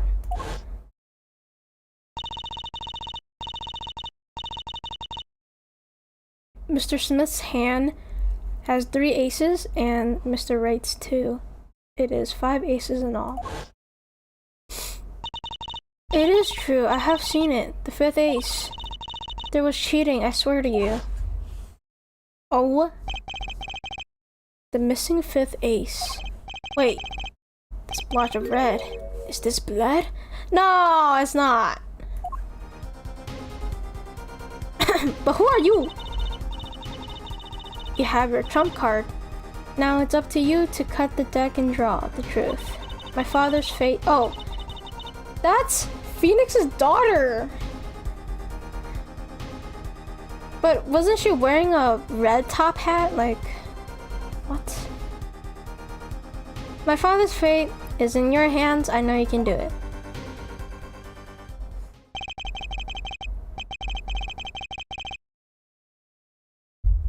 This blood-stained card is my trump card for finding the truth.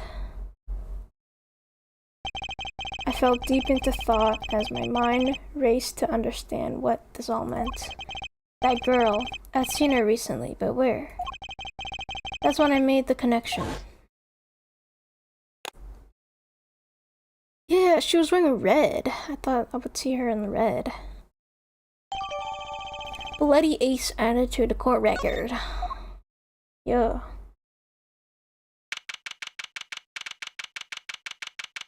April 20, 2:45 p.m. District Court. Courtroom 2. Court will now reconvene. Defense Attorney Christoph Gavin, will you please take the stand? Now then, if you would, Mr. Payne. Yes, Your Honor. Well, Mr. The witness state his name and occupation. Is this force necessary, Your Honor? Believe me, far stranger things have gone on this courtroom. That is true. Fine, I'll play along. First, there's one thing we need to have made clear. How did you know about the secret beneath the victim's hat? By secret, I'm guessing he means the fact that Mr. Smith was bald. Forgive my curiosity, but what is it about this fellow's head? Your Honor seems to have an inordinate interest in it. Objection! Objection! Oh! Phoenix is on my side! I wouldn't call it inordinate, Mr. Gavin. Mr. Wright! What do you think you're doing, Wright? Wow, things sure look different from the other side. You know what I mean, Apollo? Speaking of looking from the other side, let's consider something for a second. The victim wore that hat all night, never once taking it off except for that one time. That one time being the instant he was hit. Oh! When Mr. Wright returned from reporting the crime, the hat was lying on the floor. Mr. Wright picked it up and placed it on the victim's head. In other words, in order to have seen Mr. Smith's bald head, you would have had to been there. You would have had to been in the hideout at the time of the crime. In other words, I must be the real killer, is what you're trying to say. Not bad, Apollo.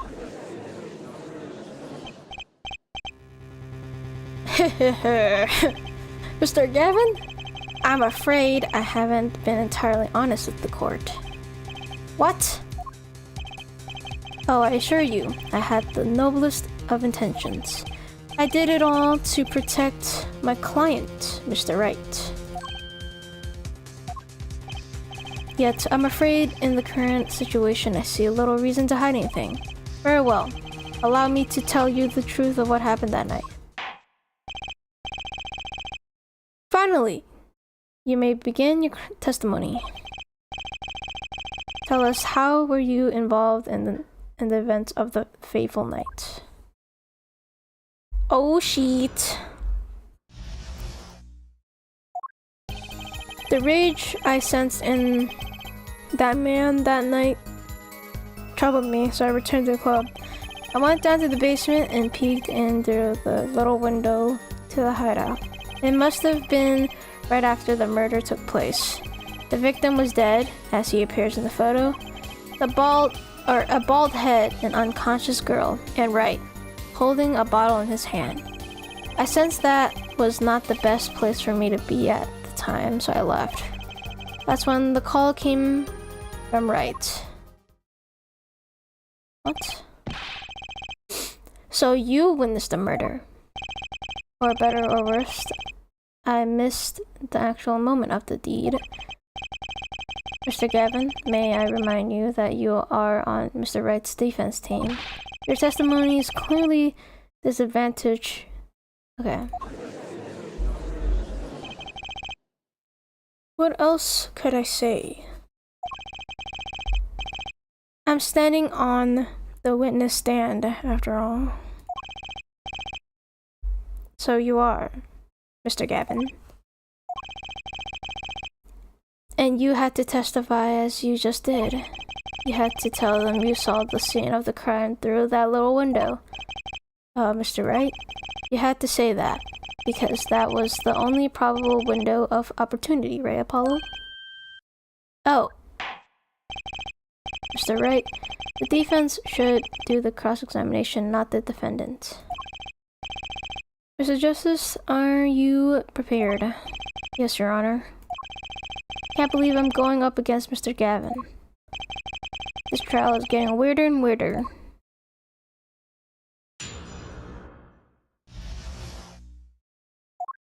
Okay.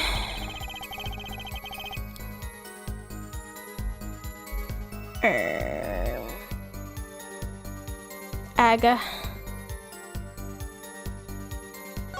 Okay. Peek through the basement.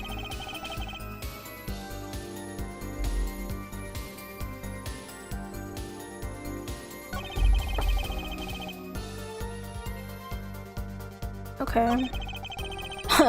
A bald head and unconscious girl.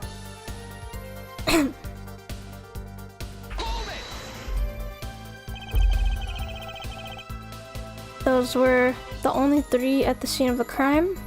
Yes, as far as I saw at least. Then we're back where we started. The killer was the defendant, Phoenix Wright. Who else could have been? But why didn't you talk to the police? 2 reasons. First, I didn't actually witness the very moment of the crime. Second, my office was asked to defend Wright. Even after seeing what I had seen, I couldn't abandon my friend. There must have been someone else there at the moment of the crime. I just said I saw no one, not a soul. But that goes against what Mr. Wright said. Yes, this mysterious 4th person. Who would conveniently be the real killer, I suppose. We'll have to see if we agree, Mr. Gavin. Let me pose the question then. Tell me, what possible reason did the real killer have to swap cards in the victim's hand? Perhaps you can show us a reason why such a thing would be necessary? How can I show something I can't even find myself? Remember, Apollo, the card that was swapped out was the 5th ace. What the hell? I'm like low-key confused. The 5th ace, right? Well, Mr. Justice, the question of why the killer would swap out a card has been raised. Can you point out a reason? Oh, yeah. The bloody ace. The evidence would 19%.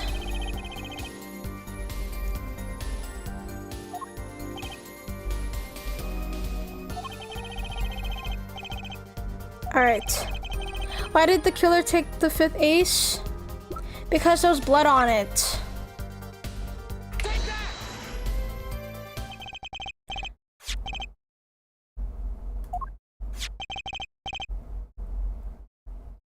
I'm in the shadows watching but saying nothing. It's fine. You're just lurking. It's fine. Is that an ace? Why? Why it's got blood on it? Right next to the spade. What? This is insane. Why wasn't I told about this? Why? Could this be? Could this be the missing 5th ace? Inconceivable. How could you? What are you doing with that card? Bro's starting to tweak a little. Well, that's the thing. Why is Mr. Gavin so upset? It's just a fishy card from some fishy girl. Oh, that card? It's mine. That is, I picked it up at the Borscht Bowl Club that night after the murder had occurred. I gave it to my daughter. Cards are her stock and trade, after all. No, impossible, unacceptable. The court can't accept this evidence. It's a fraud. A fraud? How can you be so sure? What? I would think the only person who would claim it was a fraud would be the person who took the real card from the crime scene, the real killer. Allow me to elaborate. What if this trace of blood was the reason? The reason for the killer to take the car from the scene of the crime. Where are you going with this? Take another look at the photo and at the victim's head. At the moment of the crime, his hat fell to the floor, and a trickle of blood ran from his forehead down the back of his head. Couldn't a drop of that blood have fallen on one of those cards? I suppose. The killer then took the card to hide the blood. Regardless, that evidence is non-permissible. Oh? Right. Regardless of how you wasted the last 7 years, you used to be a lawyer. You know what a serious crime it is to conceal evidence. Oh, we can discuss the finer points of our legal system later. What's important now is that I've answered your question. What are you talking about? You wanted to know why the killer would have taken a card from the crime scene. And now, I've told you. That one drop of blood would have been decisive evidence, you see. This is baseless conjecture. Baseless.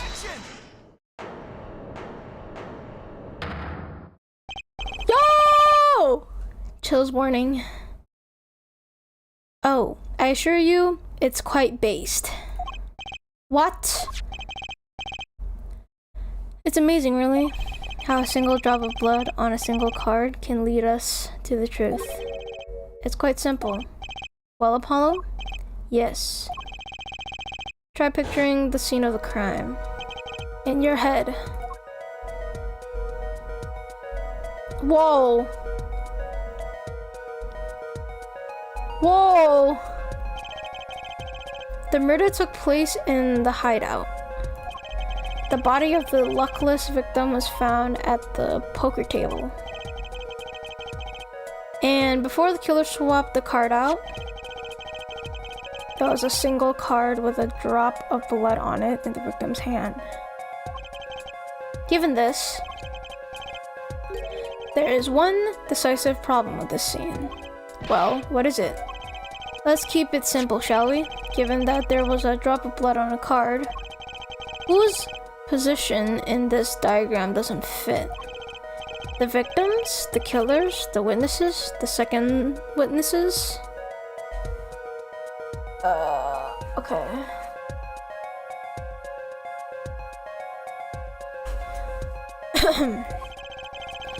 Whose position doesn't fit with the bloody card? Holy. What, is my FPS dying? Or are you talking about the 3D?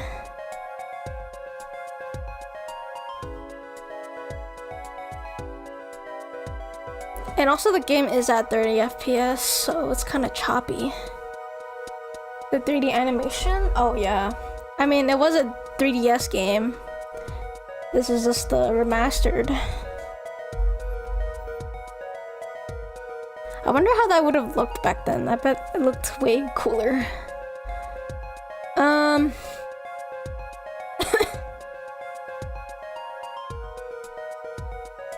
hell? Why can't I... Bro, why can't I move my cursor?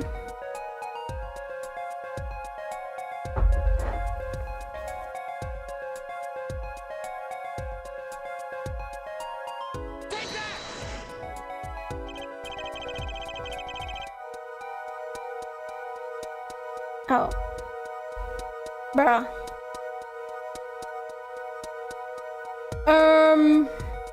Well, isn't it the victim's position that's the problem? Fuck! Did I get it wrong? Oh, look at the victim. Oh, look, the victim was struck on the head, sending him back in his chair. You'd think any blood would fall behind the body. You'd think any blood would fall behind the body, not onto the table in front of him. Ah. Okay. Okay, I was right. Take a look at the photo again. If he bled in this position, the blood would fall onto the floor, not the cards. Why, that's right. So what does this mean? Incidentally, we were sitting in swivel chairs. Swivel chairs? Oh man. Oh, damn! How do I turn the... What? What the fuck? How do I turn it? Oh. Oh! The chair was facing the other way? Bro, that's cool, bro. It would have to be. But why? So we have to assume that at the time of the murder, the victim's chair was facing away from the table. Okay. When Mr. Wright returned from informing the police, which way was the chair facing? When I came back to the room, the body was facing as seen in this photo. That would mean the killer turned the chair back around. So what, he was just staring at a wall? Like what? Why was he even facing away from the table?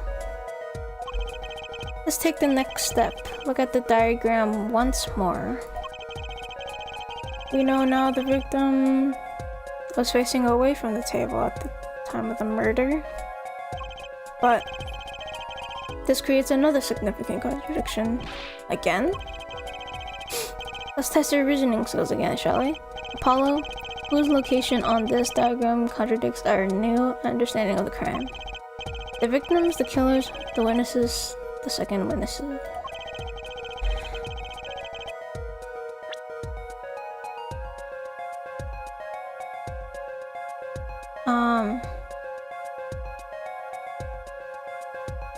Would be the killer, right?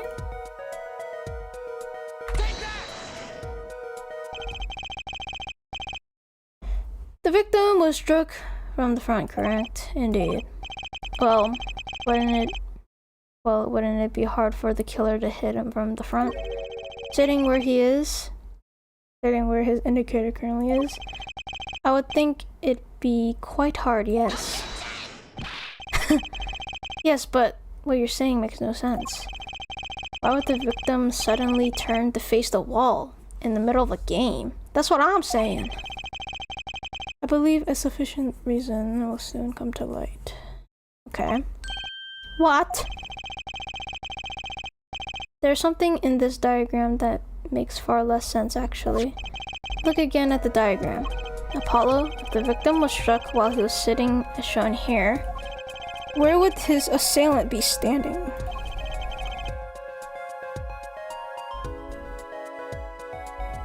What the fuck?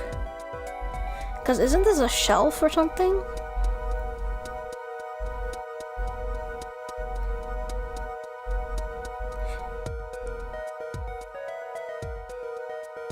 Try and make marking on the diagram. But yeah, there's no room. Don't worry, let's think it through and see what we find. We know the victim was facing toward the wall at the time of the crime. That's the only thing we know for sure. Try to forget about everything else. Where would the killer have to be standing to strike? Will it be here, no? It has to be here.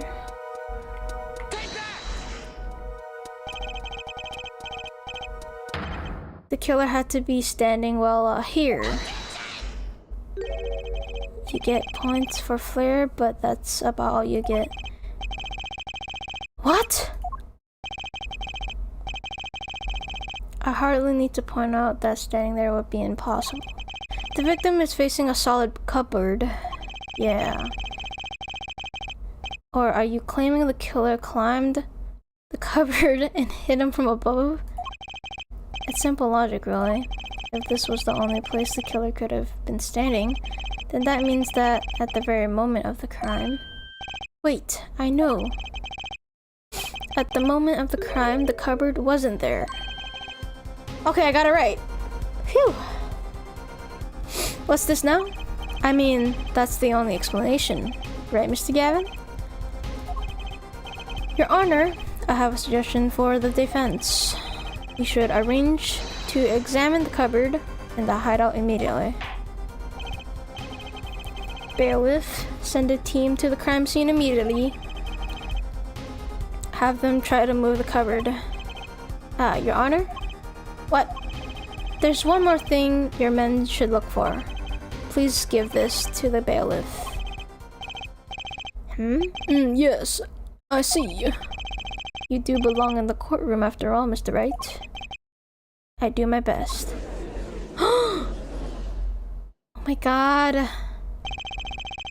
But let's forge ahead here while we wait.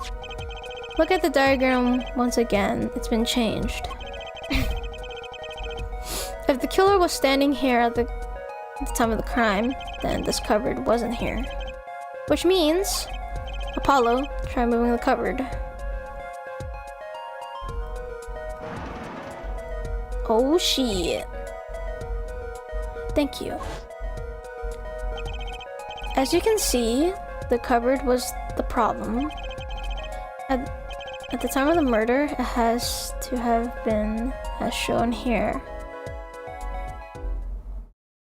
But that's still like such an awkward place to stand. Like,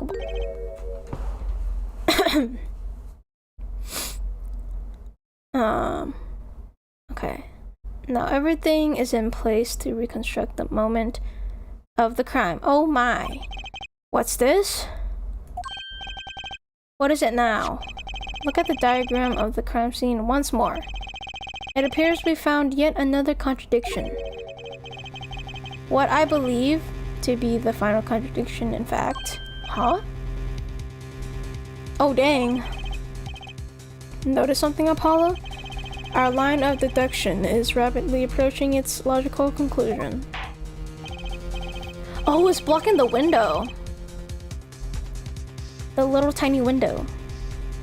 Now then, Mr. Justice, please point to the new contradicting indicator. Is it the victim, the killer, the witness, the second witness?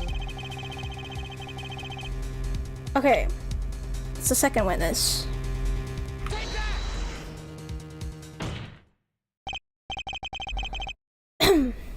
About this cupboard.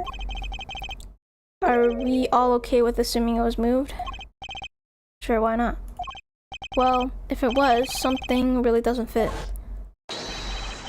The cupboard would completely cover up the window to the stairs.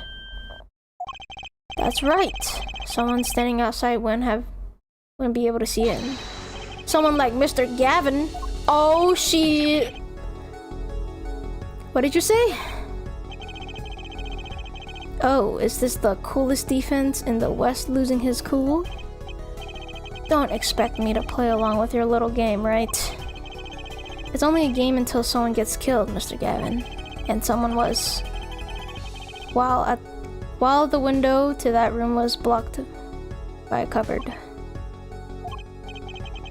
So, Mr. Gavin, perhaps you'd like to explain to the court? Exactly where did you witness the crime scene from? Excuse me, Your Honor?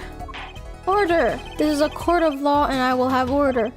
We just now received the word from our investigative team at the Borscht Bowl Club. Bro, that's so hard to pronounce. I don't even know how to pronounce that.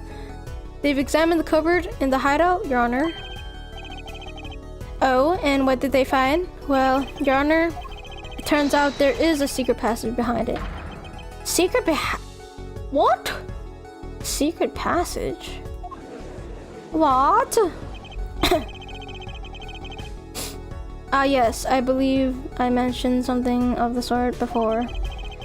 This is one of the tricks to the room many of our regulars know about.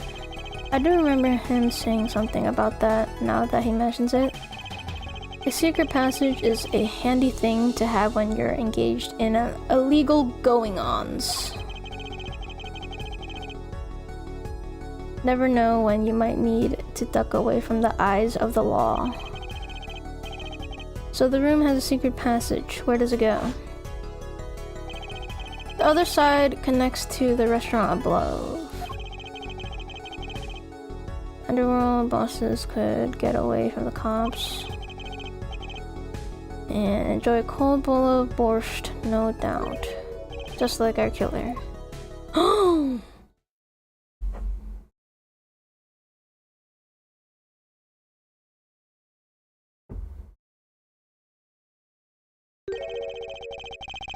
You see where our line of simple deductive reasoning has led us, Apollo? I say it, but I don't believe it. That girl wasn't kidding when she said I needed this trump card for the last hand. At the time of the murder, the window was blocked and the victim's hat was off his head for the few minutes between Mr. Smith's murder and Mr. Wright's return from calling the cops. In other words, the only place anyone could have seen the victim's bald head was from inside the hideout. Well, Mr. Gavin? Come on, say something. ... Dare I ask what really happened that night? Actually, I think we can probably figure it out ourselves at this point. That night, for whatever reason, our killer had a date with Mr. Smith. A date with destiny. There he crouched, hidden in the secret passageway behind the cupboard, holding his breath, waiting for the right moment. Then the chance came and he took it.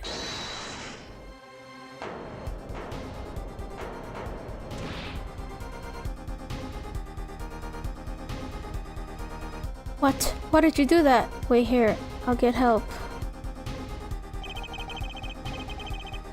Miss Olga O'Reilly was out cold, struck by Mr. Smith.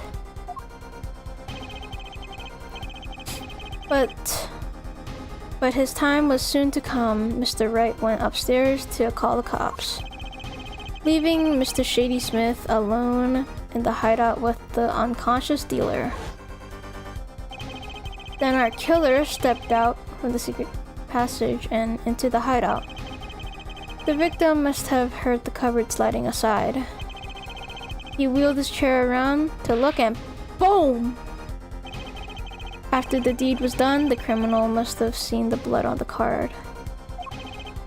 He would have, of course, realized he needed to destroy the evidence.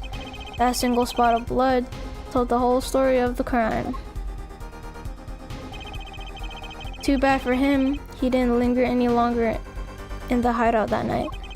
If he had, he might have noticed the cards on the floor. And the fact that they were all red.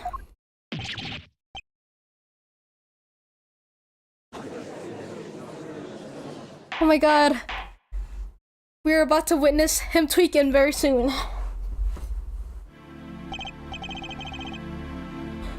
Well, or I guess not. Well, it seems this trial has taken yet another turn. I'm truly sorry I had to see this day come, Mr. Gavin. Mr. Gavin? Mr. Payne! Yerk? Ahem, yes, Your Honor. The prosecution will continue its investigation. What? As for Mr. Phoenix Wright, the defendant, he is hereby cleared of all suspicion. Quark! Believe me when I say that I don't believe this is happening, Mr. Gavin, but I'm afraid circumstances call for me to issue a warrant for your arrest immediately. Objection!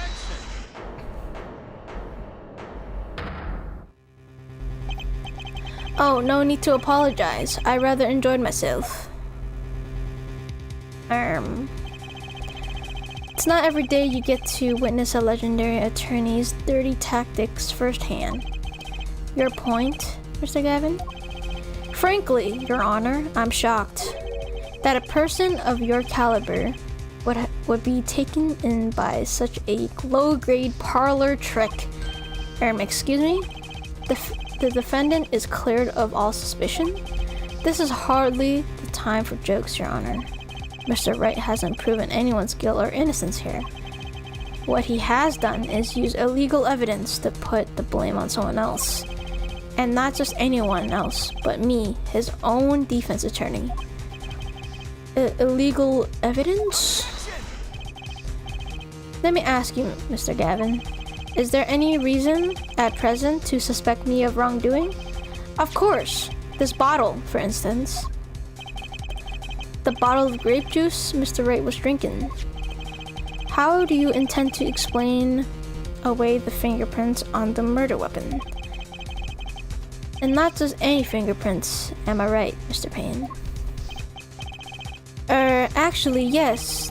The fingerprints on the bottle were, upside down. I seem to recall this being an issue earlier. The court in this case demanded an explanation. I can think of only one reason why one would hold a bottle upside down. And that is to hit someone with the bottom of the bottle. Well, Your Honor? See how the caught fish squirms to the last? Well, Apollo? Yes, your boss seems awfully concerned about this bottle still. But I'm sure you can come up with a suitable explanation just like that. Yeah, just like what? Why would anyone grab a bottle upside down other than to gulp? Don't let him trick you into thinking his explanation is the only legitimate one. Is there really another? Take another look at the court record. I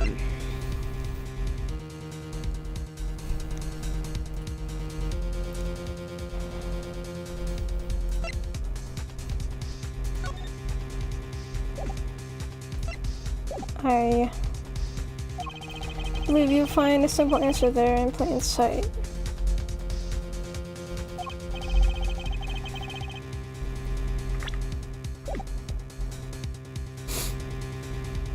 How about you just say the answer in plain words? It would be hasty to deliver a verdict with unanswered questions indeed. Well, Mr. Justice, Mr. Gavin said that the court in this case demanded an explanation.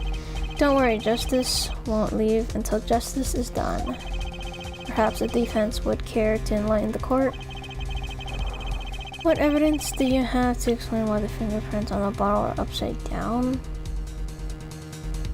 Oh, shit.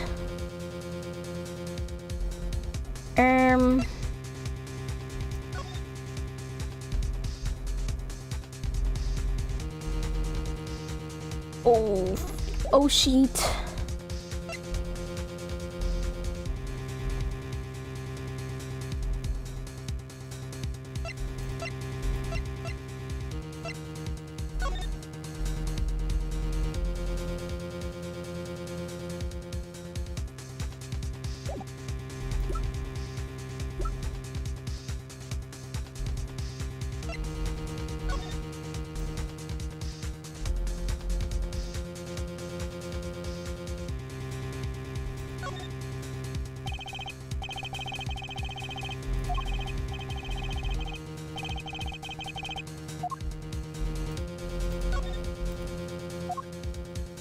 What?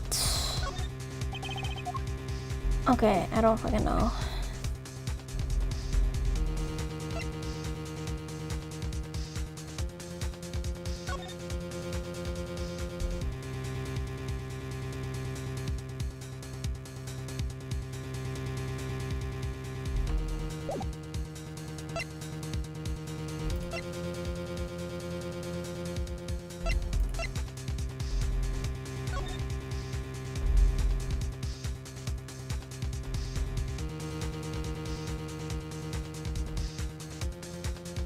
Fuck.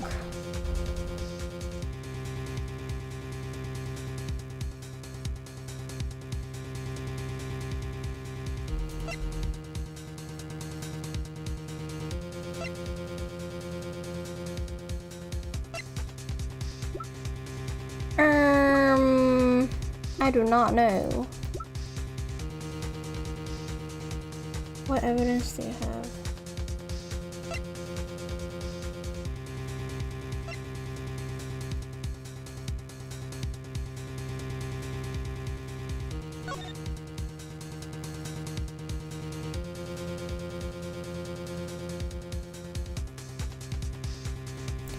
I'ma just present this photo and hope that I'm right.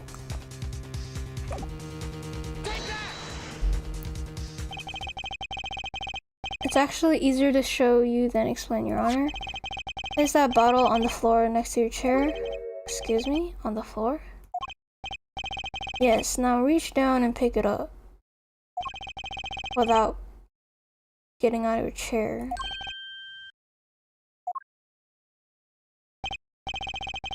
You see, you naturally go to pick up the bottle by its neck. With your fingers upside down. Oh my god, I was right! Shit. Okay. Look at this photograph taken on the night of the murder.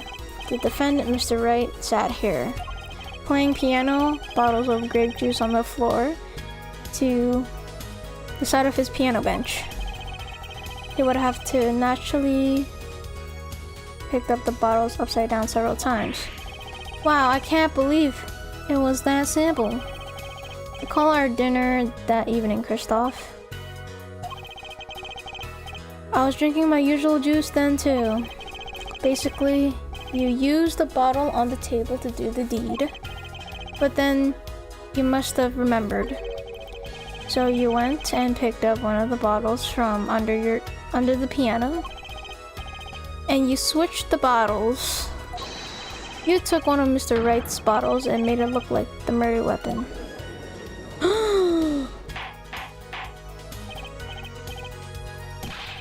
Order, order, order. What do you have to say to these charges, Mr. Gavin?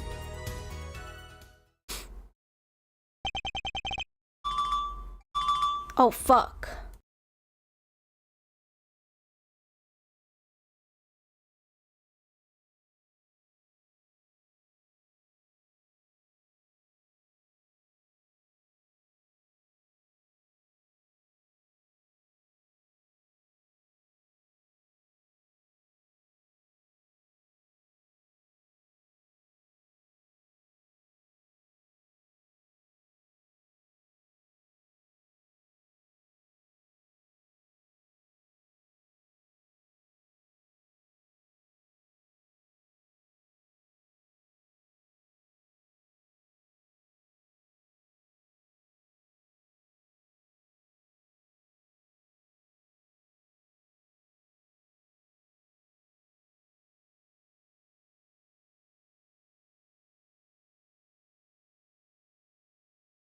Oops, heck, I got a phone call. Anyways.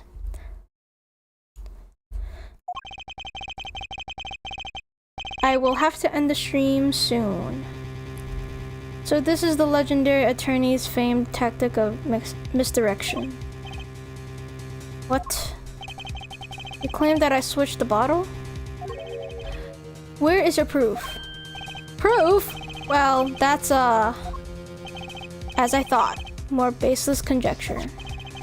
I'm afraid your bottle of proof is quite empty. I wouldn't be so sure about that. Your Honor, when you initiated the investigation of the hideout earlier, do you recall I requested an additional investigation? Yes, I have your memo about that here. Retrieve the bottles from under the piano at the Borscht Bowl Club. And here's one of the bottles in question. What are you going to dust that for fingerprints too? I would be surprised if any were on that but his. Mr. Wright turned alcoholic, bro? Nah, it's just grape juice. Totally. It's just grape juice, surely.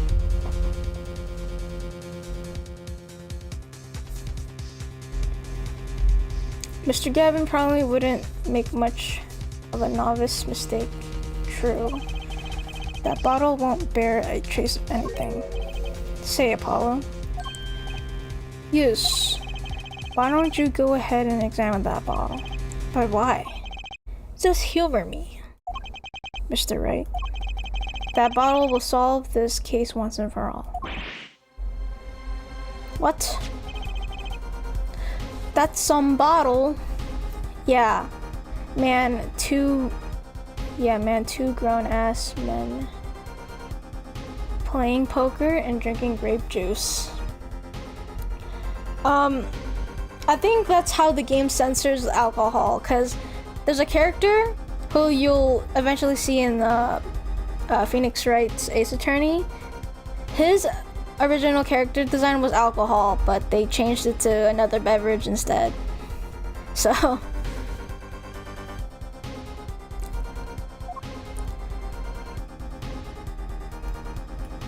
whoa! That's the card! There's something inside the bottle.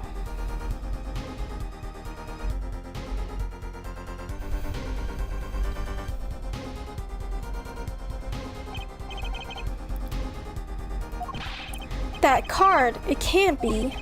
Recall that unpleasant woman's testimony for a woman. Miss Olga O'Reilly. Yes, our little swindling Devotchka. That night, I planted the card like I was supposed to. And Wright lost the last hand just like he was supposed to. Then Smith searched him. What kind of cheap-ass wine has a screw cap on? Might actually be grape juice, yeah. Yeah, that's what I'm saying. It is grape juice. But it's just censored.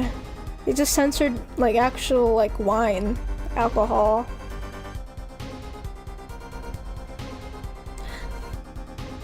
Like, the character you'll see when he's downing that beverage, it's clearly, like, not normal for that kind of beverage. But it's normal for, like, alcohol. You'll see. You'll see.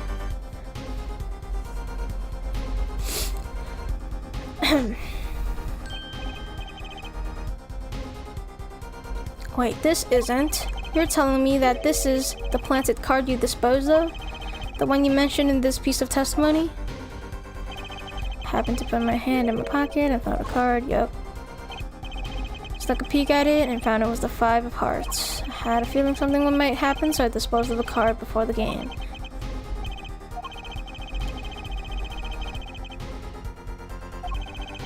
I threw the card, yup. We knew that. We know that. 5 of hearts. This is the card. The bottles were swapped. And the only one who have done that was the 4th person in the club that night. You, Mr. Christoph Gavin. He's gonna start tweaking! What the fuck? How did he do that? How did he, like, his aura, like, lifted up the borscht? Fucking anti-gravity. Oh god. That is all. Woo! Is this your idea of revenge, Phoenix Wright? Revenge? Revenge for the events that took away your attorney's badge 7 years ago? My past is like my logic, straight and true. Nothing's changed. All I did was point the finger of justice in the proper direction. What is that emote? Fine. I'm glad we could have this little... I don't even know how to fucking say that. This is insane. What about me? Don't I get to prosecute anyone? No.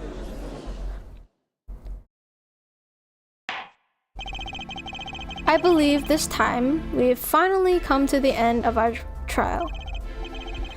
Mr. Payne, do you have a report for us on Christoph Gavin? He's admitted everything. We're processing his arrest now. I see. Still, one has to wonder why he would do such a thing. He didn't even have a connection to the victim, did he? None that we know of. Mr. Wright? Have you anything to add? I'm afraid I can't shed any more light on the matter. About this victim, Mr. Shady Smith. His occupation was listed as traveler, an odd profession to be sure, and that's all we know about him. I'll arrange a follow-up investigation, Your Honor. Good. Mr. Wright? Yes? 7 years, and you still haven't lost your touch. Christoph Gavin was a man with much significance for me, both as a friend and a lawyer. He was extremely talented, to be sure. I needed 2 things before I could confront him. The first was a place where no injustice would be tolerated, this courtroom. The second was a man who would tolerate no injustice. In other words, a defense attorney. You, Apollo. Me? This is a dark time for our legal system. A twisting of justice brought on by our very own initial trial system. You have to set it right. Mr. Wright. Our work lies ahead of us, and I, for one, am looking forward to it. Well, this seems like a good time to announce a verdict. This court finds the defendant, Mr. Phoenix Wright, not guilty! Yeah! Yeah! Why is there random confetti in the courtroom? Court is adjourned. Woo! It only took me 3 hours. Anyways.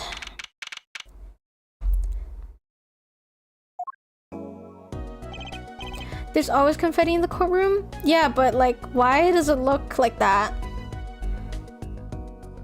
Thanks, Apollo. You came through just like I thought you would. I'm pretty sure I didn't do a thing in there. It was you who cornered Mr. Gav, the killer. I couldn't have done it by myself. You sensed it too. Today, didn't you? Your ability? Ability? Yes, a sensitivity I lack. You'll come to understand it soon enough. Wait, I wonder if he means... I have one question for the witness then. You say you saw the moment the defendant hit the victim. Oh, it's that. Right. What was that, Mr. Wright?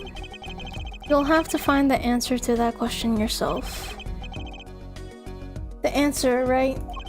Today was full of questions without answers, most of them about Mr. Gavin. What possible reason could he have had to commit murder? Perhaps you'll learn that in the days to come. Huh? Wait, you don't know, do you? This locket is the key. Huh? Oh, that reminds me, I met the girl whose picture is in your locket. Who is the Huz though? Who is the Huz? Who is the Huz? I need to find out who the Huz is. Your daughter, right? That's right. She's my daughter. You know, you were right about this locket. Eh? I took this off his neck the night he died. But it looks like our dear Russian scam artist saw me. So the truth is, this locket really did belong to him. Wait, what? So it's not actually his daughter, or what? Wait, what? Wait, but that's perjury. You testified you said that locket was yours. I said no such thing, actually. Huh? I merely said that it was a locket with my daughter's picture inside. Wait. If that's a picture of his daughter, then why did the other guy have it? So that means he has no Huz? At the big age of 33? Oh, shit. A subtle distinction, but a distinction nonetheless. And it's the truth. Wait, but then why? Why was the victim wearing a locket with a picture of your daughter inside it? Yeah. Sometimes the straightest path to the truth isn't the best one. Give it time. You're still just getting started with your career. Speaking of which, I may be out of a job. I work for Gavin Law Offices after all. Still can't believe I just saw Mr. Gavin get led away in handcuffs. He could have just put the picture in after he stole it. Nah, I don't know. That makes no sense. I guess we'll find out soon. How about coming to work for me? Eh? You mean at the Wright & Co. law offices? Oh my god, chills warning. Chills warning, bro. I mean, there's not a single attorney in my generation that doesn't know it. I can't imagine that to be true, but... Wait. But didn't you... You're not a... Oh, I turned in my badge, yes. I'm not an attorney anymore. No, that's so sad. That incident 7 years ago. That legendary trial. My god, it's lore, guys! And at the middle of it all was one man, Phoenix Wright. Gert. The case reached its sad conclusion, and he left law for good. Wait, which one? No, bro! I wanna know! Have you ever thought about coming back to the courts? I'm not qualified to stand in the court of law, I'm afraid. Didn't you notice in today's trial? There was a single piece of forged evidence. What? Forged evidence? What are you talking about? Talking about evidence that shouldn't have existed. A naughty magician's trick. One piece of evidence struck me as odd. It's true. It just seemed, well, too perfect. I'll bet this was the forged evidence. What?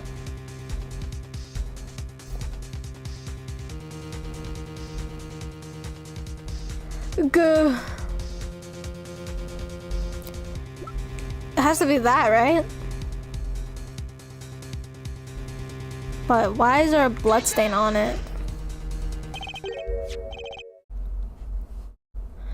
Max Galactica. You mean this, don't you? I got this from your, daughter, Mr. Wright. Yes, that card couldn't have been found at the crime scene. Why? Because the killer took it with him when he left. Leaving the wrong card in its place, luckily for us. Wow.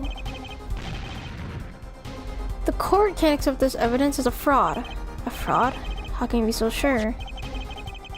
I would think the only person who could have claimed it was a fraud would be the one who took the real card from the crime scene. My verdict was already handed down 7 years ago. Then you really... Yes, I forged this card. One look at the crime scene should have told you it wasn't real. But you can't do something like that and call yourself an attorney. Who's calling themselves an attorney, Apollo? So it's true. The rumor is true. 7 years ago. None of that matters much now, does it?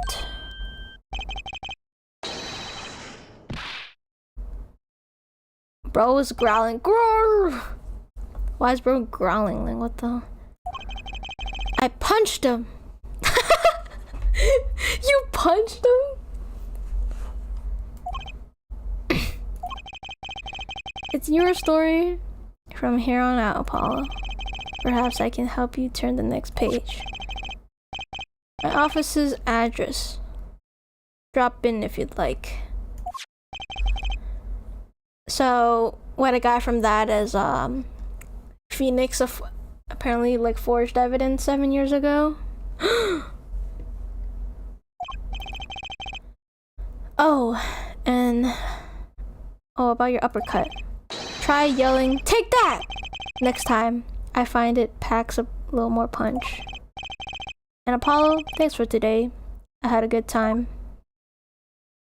Damn.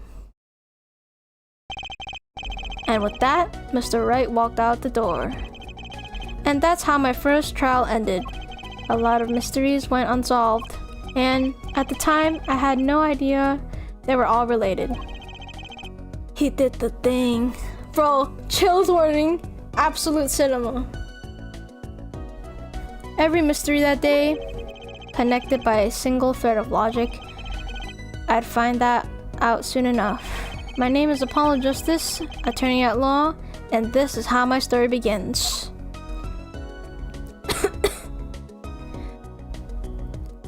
And that's the end.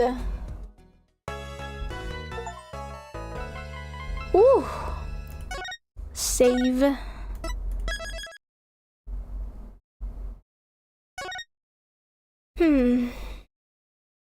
Okay, it's still not 5 yet, so I'm play a little bit of the next episode. Episode 2, Turnabout.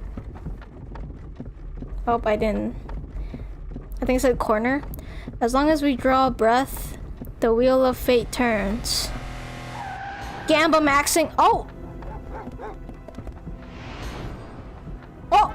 Okay, never mind, it's not Gamba. Is that a fucking ramen noodle bowl on his head?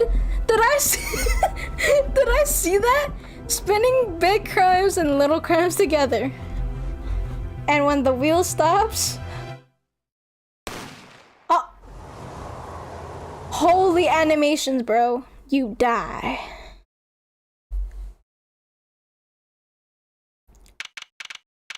What the fuck? Bro, I can't wait to see that in court later. Cause what the hell? Did I see a ramen noodle bowl on that guy's head? June 15, 9:12 a.m. Rain Co. Law Offices.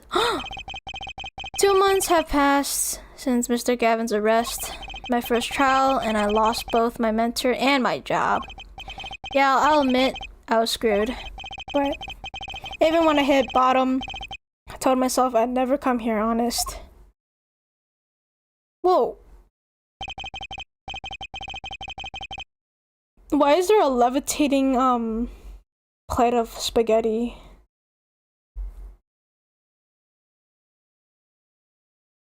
Wait, why is my mouse cursor, like, non-existent? Oh, there we go. What the hell?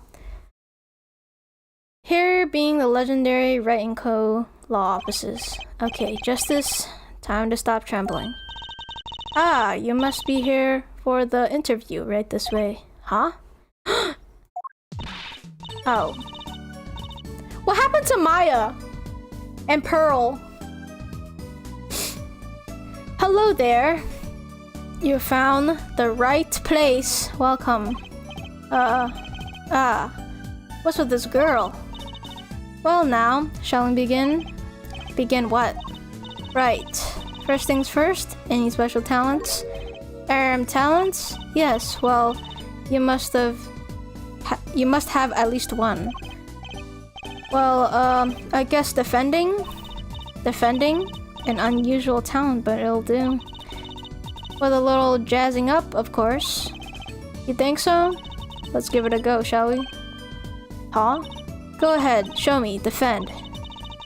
Just give it all you've got and don't hold back now.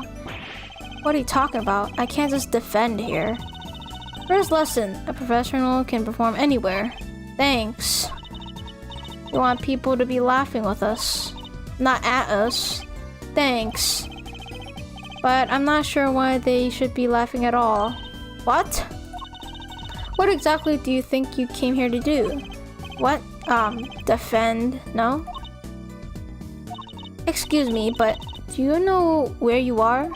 Huh? The Wright & Co. Law Offices, right? Oh, I was afraid of that. Don't worry, you're not the first.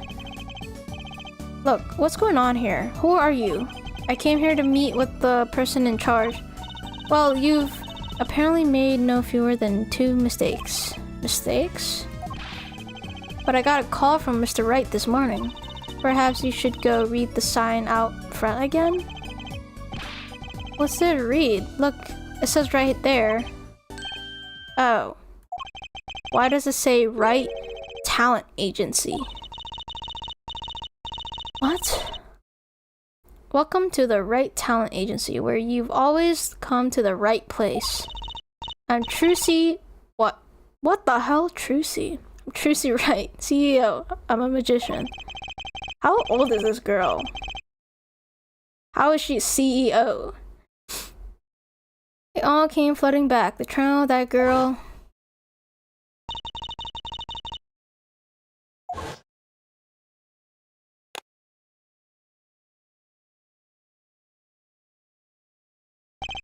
That's right. She's my daughter. Dang. Trucy Wright. Here, check out our flyer. Wow, it's actually legit. So what's your name? Apollo? Apollo Justice? Attorney at law? Right Talent Agency. So, is this really a talent agency? You bet! Started it 7 years ago, and he quit law. Of course, we only have 2 people signed up right now.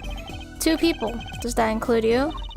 Trucy Wright, magician extraordinaire. I've done a lot of stage shows, paid too. I am a professional, you know. Alright. Promise you'll come to one of my shows, okay?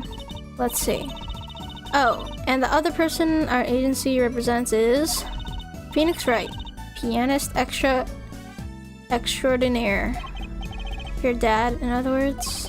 Didn't he say he couldn't play the piano? Our agency doesn't see that as a problem. Why? There are many magicians who can't do magic.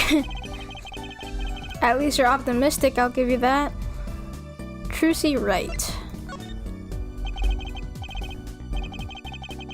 So, you're his Phoenix Wright's daughter? That's right. After Dad quit law 7 years ago, I promised I would keep him fed. So I'm kind of his sugar daddy, yeah? Now, I'm in charge of this whole office too. Pretty amazing for a young lass of 15, Jesus. Wouldn't you agree? 15? How old is Mr. Wright? Oh, he's 33 this year. I'm sure there's a good explanation, I hope.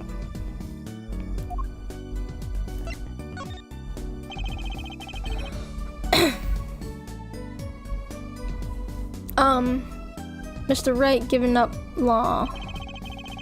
It was because of that incident 7 years ago, wasn't it? You know about that? Not the details. I remember the news though. It was a big deal. Sorry, here. I was too young to understand what was going on. I'll ask Dad about it next time I get a chance. Dad, right. That reminds me about Mr. Wright. He gave me a call this morning to come in. Dad's not here right now. He's in the hospital. The hospital? Yeah, he's on strict bed rest until he gets better. What? Okay. Which hospital is Mr. Wright in? I'll pay him a visit. Oh, the Hickfield Clinic. It's quite close. Is it the clinic I think it is? Right. Well, I'll be going now. And, give this to... wait, I'll give this showbiz gig some thought, okay? Wait, I'll go with you.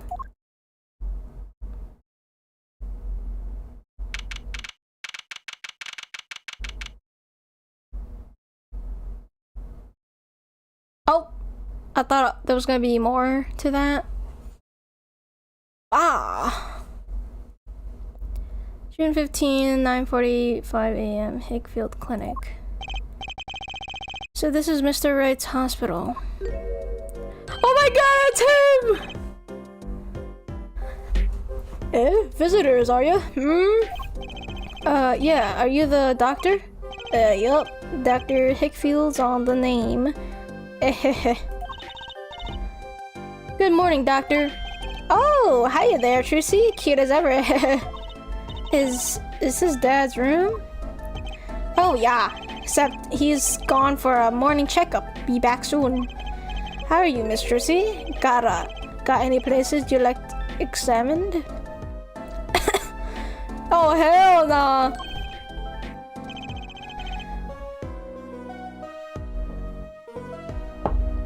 Doctor, the nurse was looking for you. Why, if it isn't the dad, oh, the cutest little thing in town.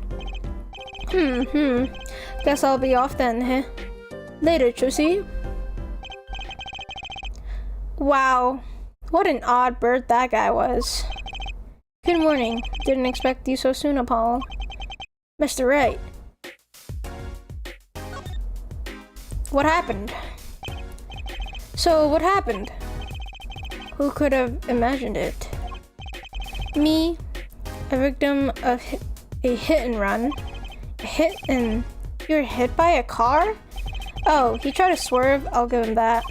Picture me tossed 30 feet through the air. What? Only stopping when my head hit that telephone pole. You hit a telephone pole with your head? Are you okay? Thankfully my only injury was a sprained ankle. What? How did he get 30 feet through the air and he hit a telephone pole, but he only sprained an ankle? That makes no fucking sense. Okay. He really is as lucky as they say. How the hell? Shouldn't he also have a head injury? Like, what? There's something that, well, it just doesn't sit right. I can't believe you have a daughter, Mr. Wright. And she's so big. Not fat, but you know what I mean. Oh, Trucy's still a child. How many times do I have to remind you? I'm not a child anymore. But you'll only be daddy's little baby girl to me, Trucy. Ahaha, my foot. I'm not buying it. This... The girl kind of looks like, this other girl from the previous game. Oh, something you should know about Trucy. She's a magician, right? She told me. Not a mere stage magician, she's a genius. Teehee. You'll soon come to appreciate her talent. You could just tell me things instead of insinuating them. Right Talent Agency. So why did you contact me? What could the Right Talent Agency possibly want with me? No need to get prickly now. Hey, I didn't ask to be dragged in like this. Huh? But didn't you come into the office of your own free will anyway? Well, yeah, of course. Help! We're in big trouble here at the office. Big. I thought someone was dying. So, you don't think this is big trouble? My talent agency represents only 2 people, and one of them is in the hospital. That's right. How are we going to pay this month's rent and the groceries? Yeah, that's the problem. It's such a tight operation. It's a symbiotic relationship when it comes. When one of us falls, the other 2 must fall. Hey, this isn't exactly a suitable conversation to be having with a 15-year-old kid. In any case, if Apollo here can't help you, you'll have to transfer to a new school again. No, I can't. I only just made friends.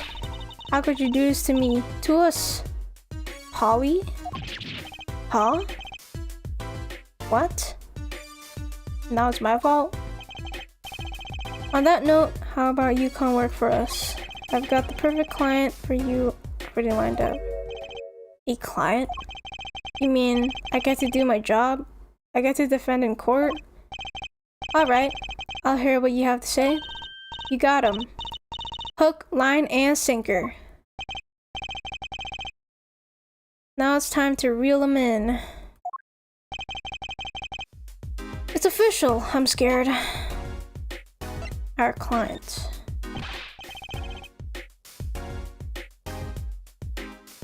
Alright, so who's the client? Yes, here. Take a look at the map and I'll explain.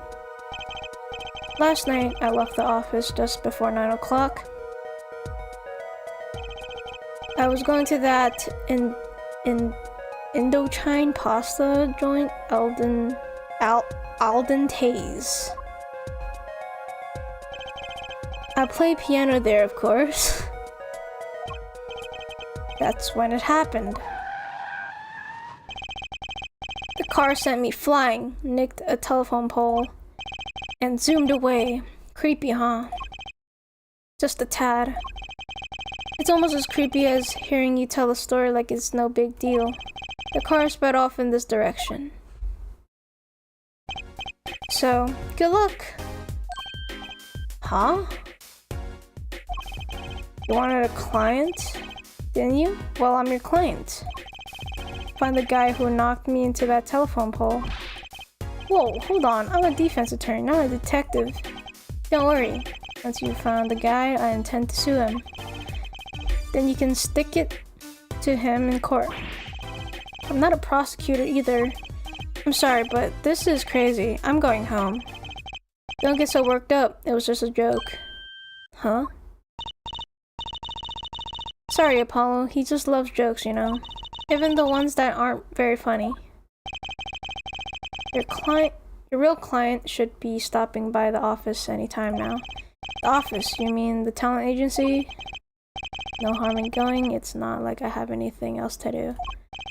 One more thing. Do look into it.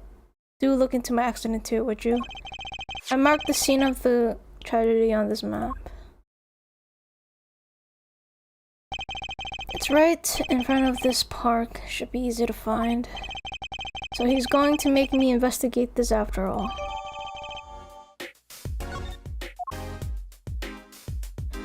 Okay.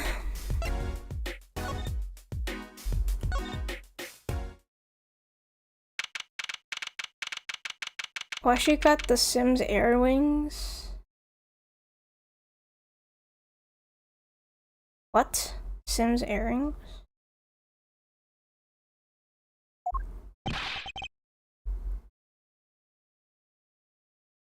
Hey. How long you planning on making me wait?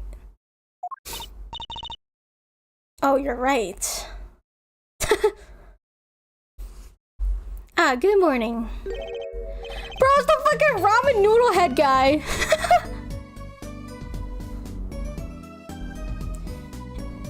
Hey there, Trucy doll. Sounds like your pops had a bit of a rough spot, eh? Oh, all's well that ends well, I guess. This is our client? Hey, so this is that Apollo fellow, eh? Oh, yes? The name's Apollo. Look at him here. Arms all crossed like ready to fight. Yes, sir. You don't mean that literally, do you? The boss told you what I need, right? Don't let me down now, Apollo. Don't worry about your defense, sir. I'm on it. Defense? Your noodle half-cooked? It's too late for defense. My castle's been stormed. My keep's been kept. My noodle stand been stolen. Noodle? You know Mr. Eldoon from the noodle stand, don't you, Polly? No nicknames, please, and no, of course I don't know him. You new in these parts? Not really. Then you know the best noodles in town. Eldoon's Noodles. Whose noodles? My noodles, sir. Help me out here, Trucy doll. This guy...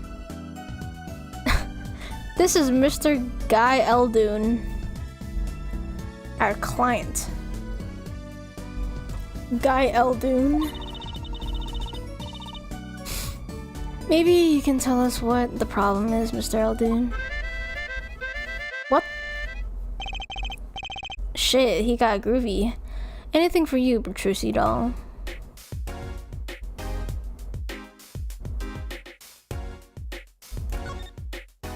Who is this guy? So you run a noodle stand, Mr. Eldun. Guy Eldun's the name. His name is Guy. Guy Eldun's the name, and noodles are my game. The secret's in the soup. I've been searching for the perfect soup for a year and a half. Oh, that's not that long, really. My family's been noodle men for generations. Got a lot of expectations on my shoulders. 15 fathers passing the noodle to 15 sons. That's a pretty old noodle. And fool that I was, I pushed it away. I rebelled against my pops and picked another livelihood. But that didn't turn out so well. Oh, there was no denying it. Salty broth runs through these veins, boy. So it was like destiny that you became what you are? Right, destiny's the word. Oh, I fought it. But in the end, I was bound by the twisted noodle of fate. Not a mental image I care to linger on. So last year, I started my noodle stand. The 15th generation of Eldun's noodles. So tell me more about Eldun's noodles. You don't know the genius that are my noodles? I make them so salty. Why, they're saltier than salt. No, I really don't want to find out. He's a regular. Dad's a regular at his noodle stand. He frequented my pop's stand back during his attorney days too. Yep, him and his assistant. I'm sorry, I'll be sure to drop by your stand soon. Wish you could, Sonny. Eh? Heck, I wish I could. I'd give anything for a bowl of bout now. What do you mean? It was stolen. My stand, gone. Stolen? It was last night. I was doing my rounds, blowing my whistle. I don't think that's a whistle. It's like an ice cream truck's bell, but louder. He even gets complaints. Now you're just trying to butter me up. That sounded more like the blues than the whistle. I closed up my stand for the night and parked by the house. Then this morning, dark and early, it was gone! My keep! My castle! Oh!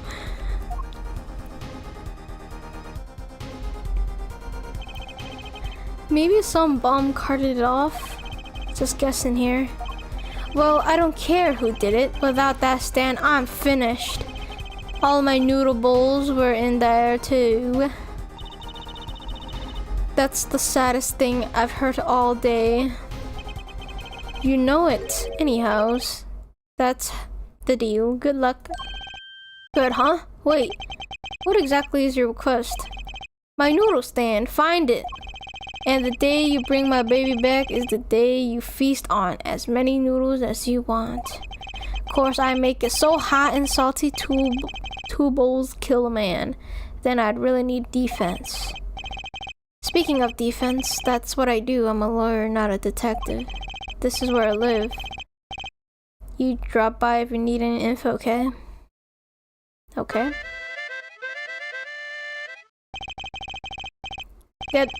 Get it back today if you can, Paulo. I got noodles to make.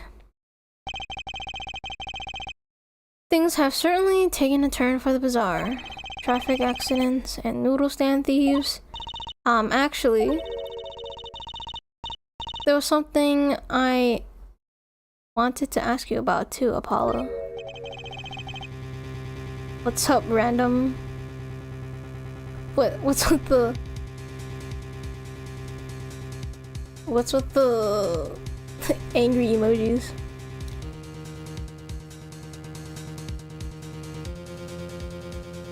Bro, can you like do a backflip? No. I have a bad feeling about this.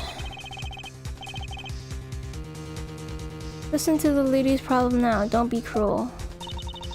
I lost something last night. That is, something was stolen.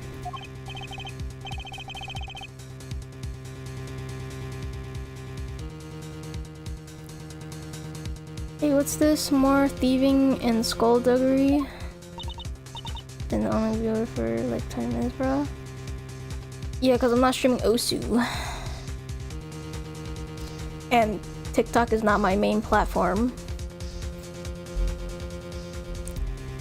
Well, someone stole a pair of my panties. Hey, yo. Panties?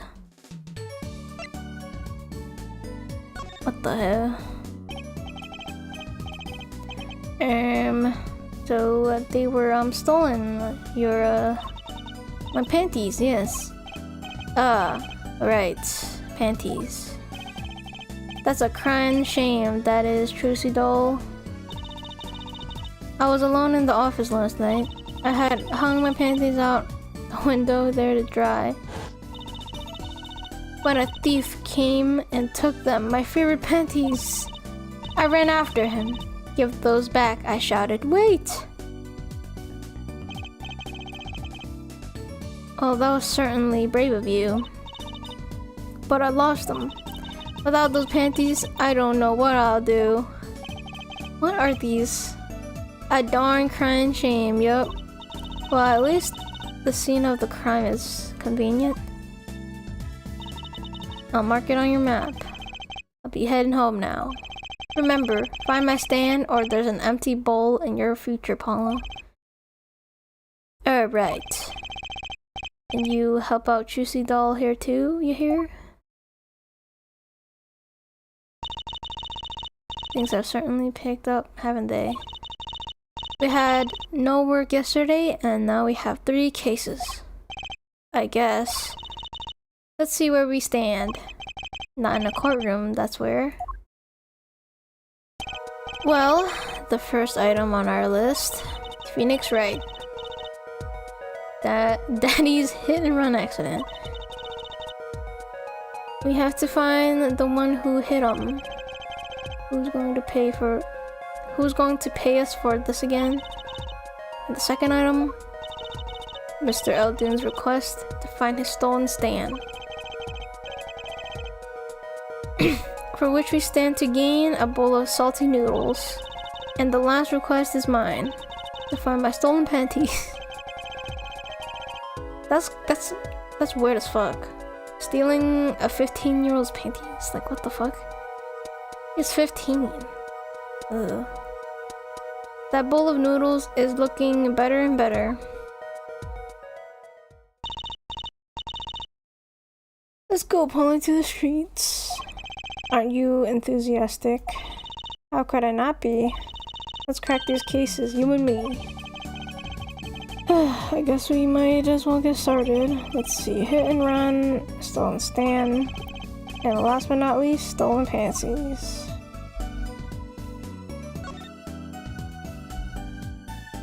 What the hell is that?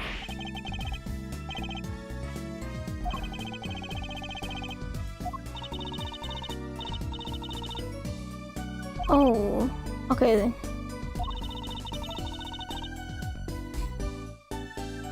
Saw a plate just like that in a restaurant once. The floating fork looked so real, that's when I knew. Someday that they can. That's cool. Don't touch Mr. Charlie? Mr. Charlie? He's been in this office much longer than I have. Oh my god, it's the iconic plant from the previous game. It's Mia's plant. Daddy's mentor had a great fondness for Mr. Charlie. He's lived here since Daddy was a rookie attorney. Ah, Mr. Charlie, right. Now I take care of him. Cool.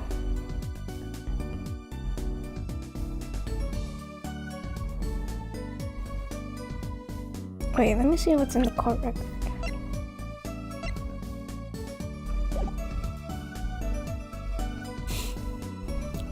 Is there anything I should look at for the achievements?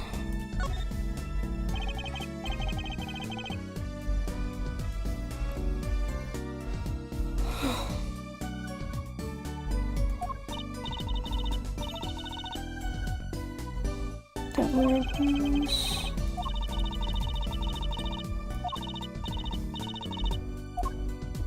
Okay.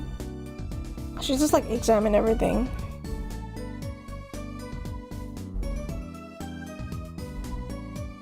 Whoa. Dang, okay.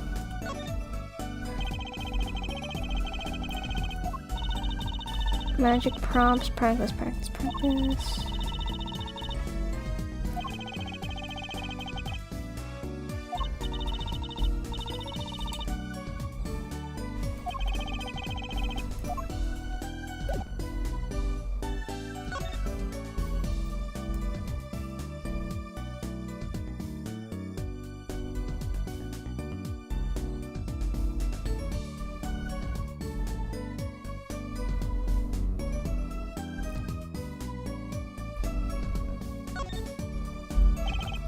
A strange split box. Ooh.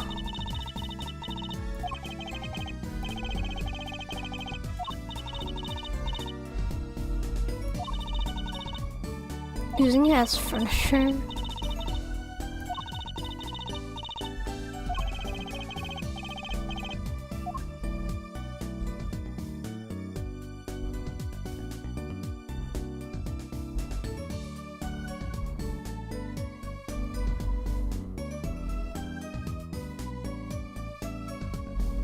Alright, I'm gonna examine everything. Let's see if I get an achievement.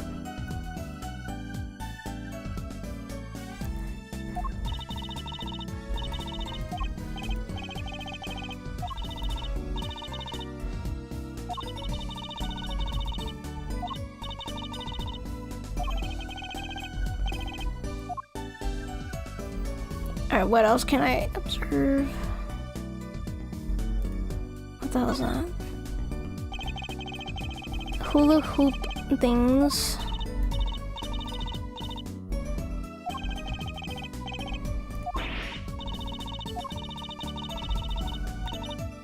You can make someone levitate with it? What?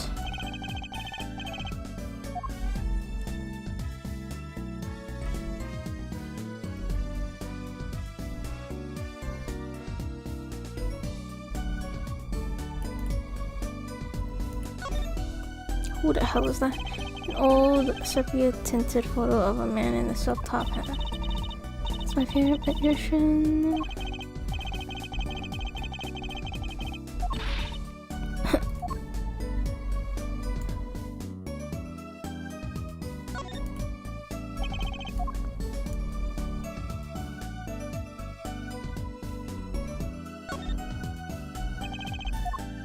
What else can I observe?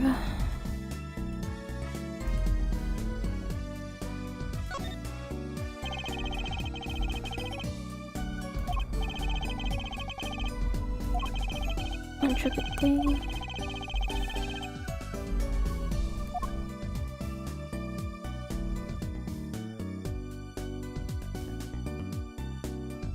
Is that everything I could observe?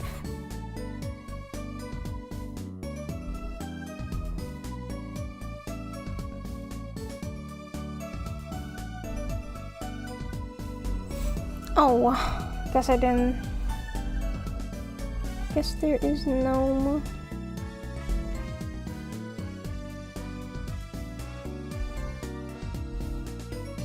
This is no achievement. Did I even get an achievement? I don't think I did. Oh.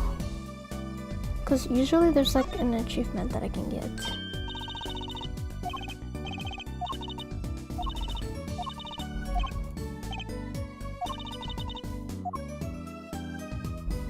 Alright, I might end the stream right now.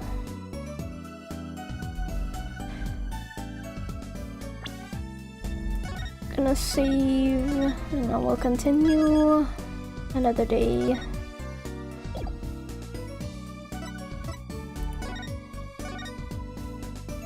What the hell? Alright, I will be ending the stream now.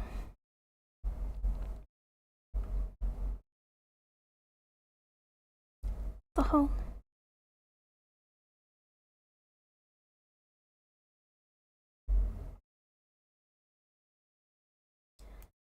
All right.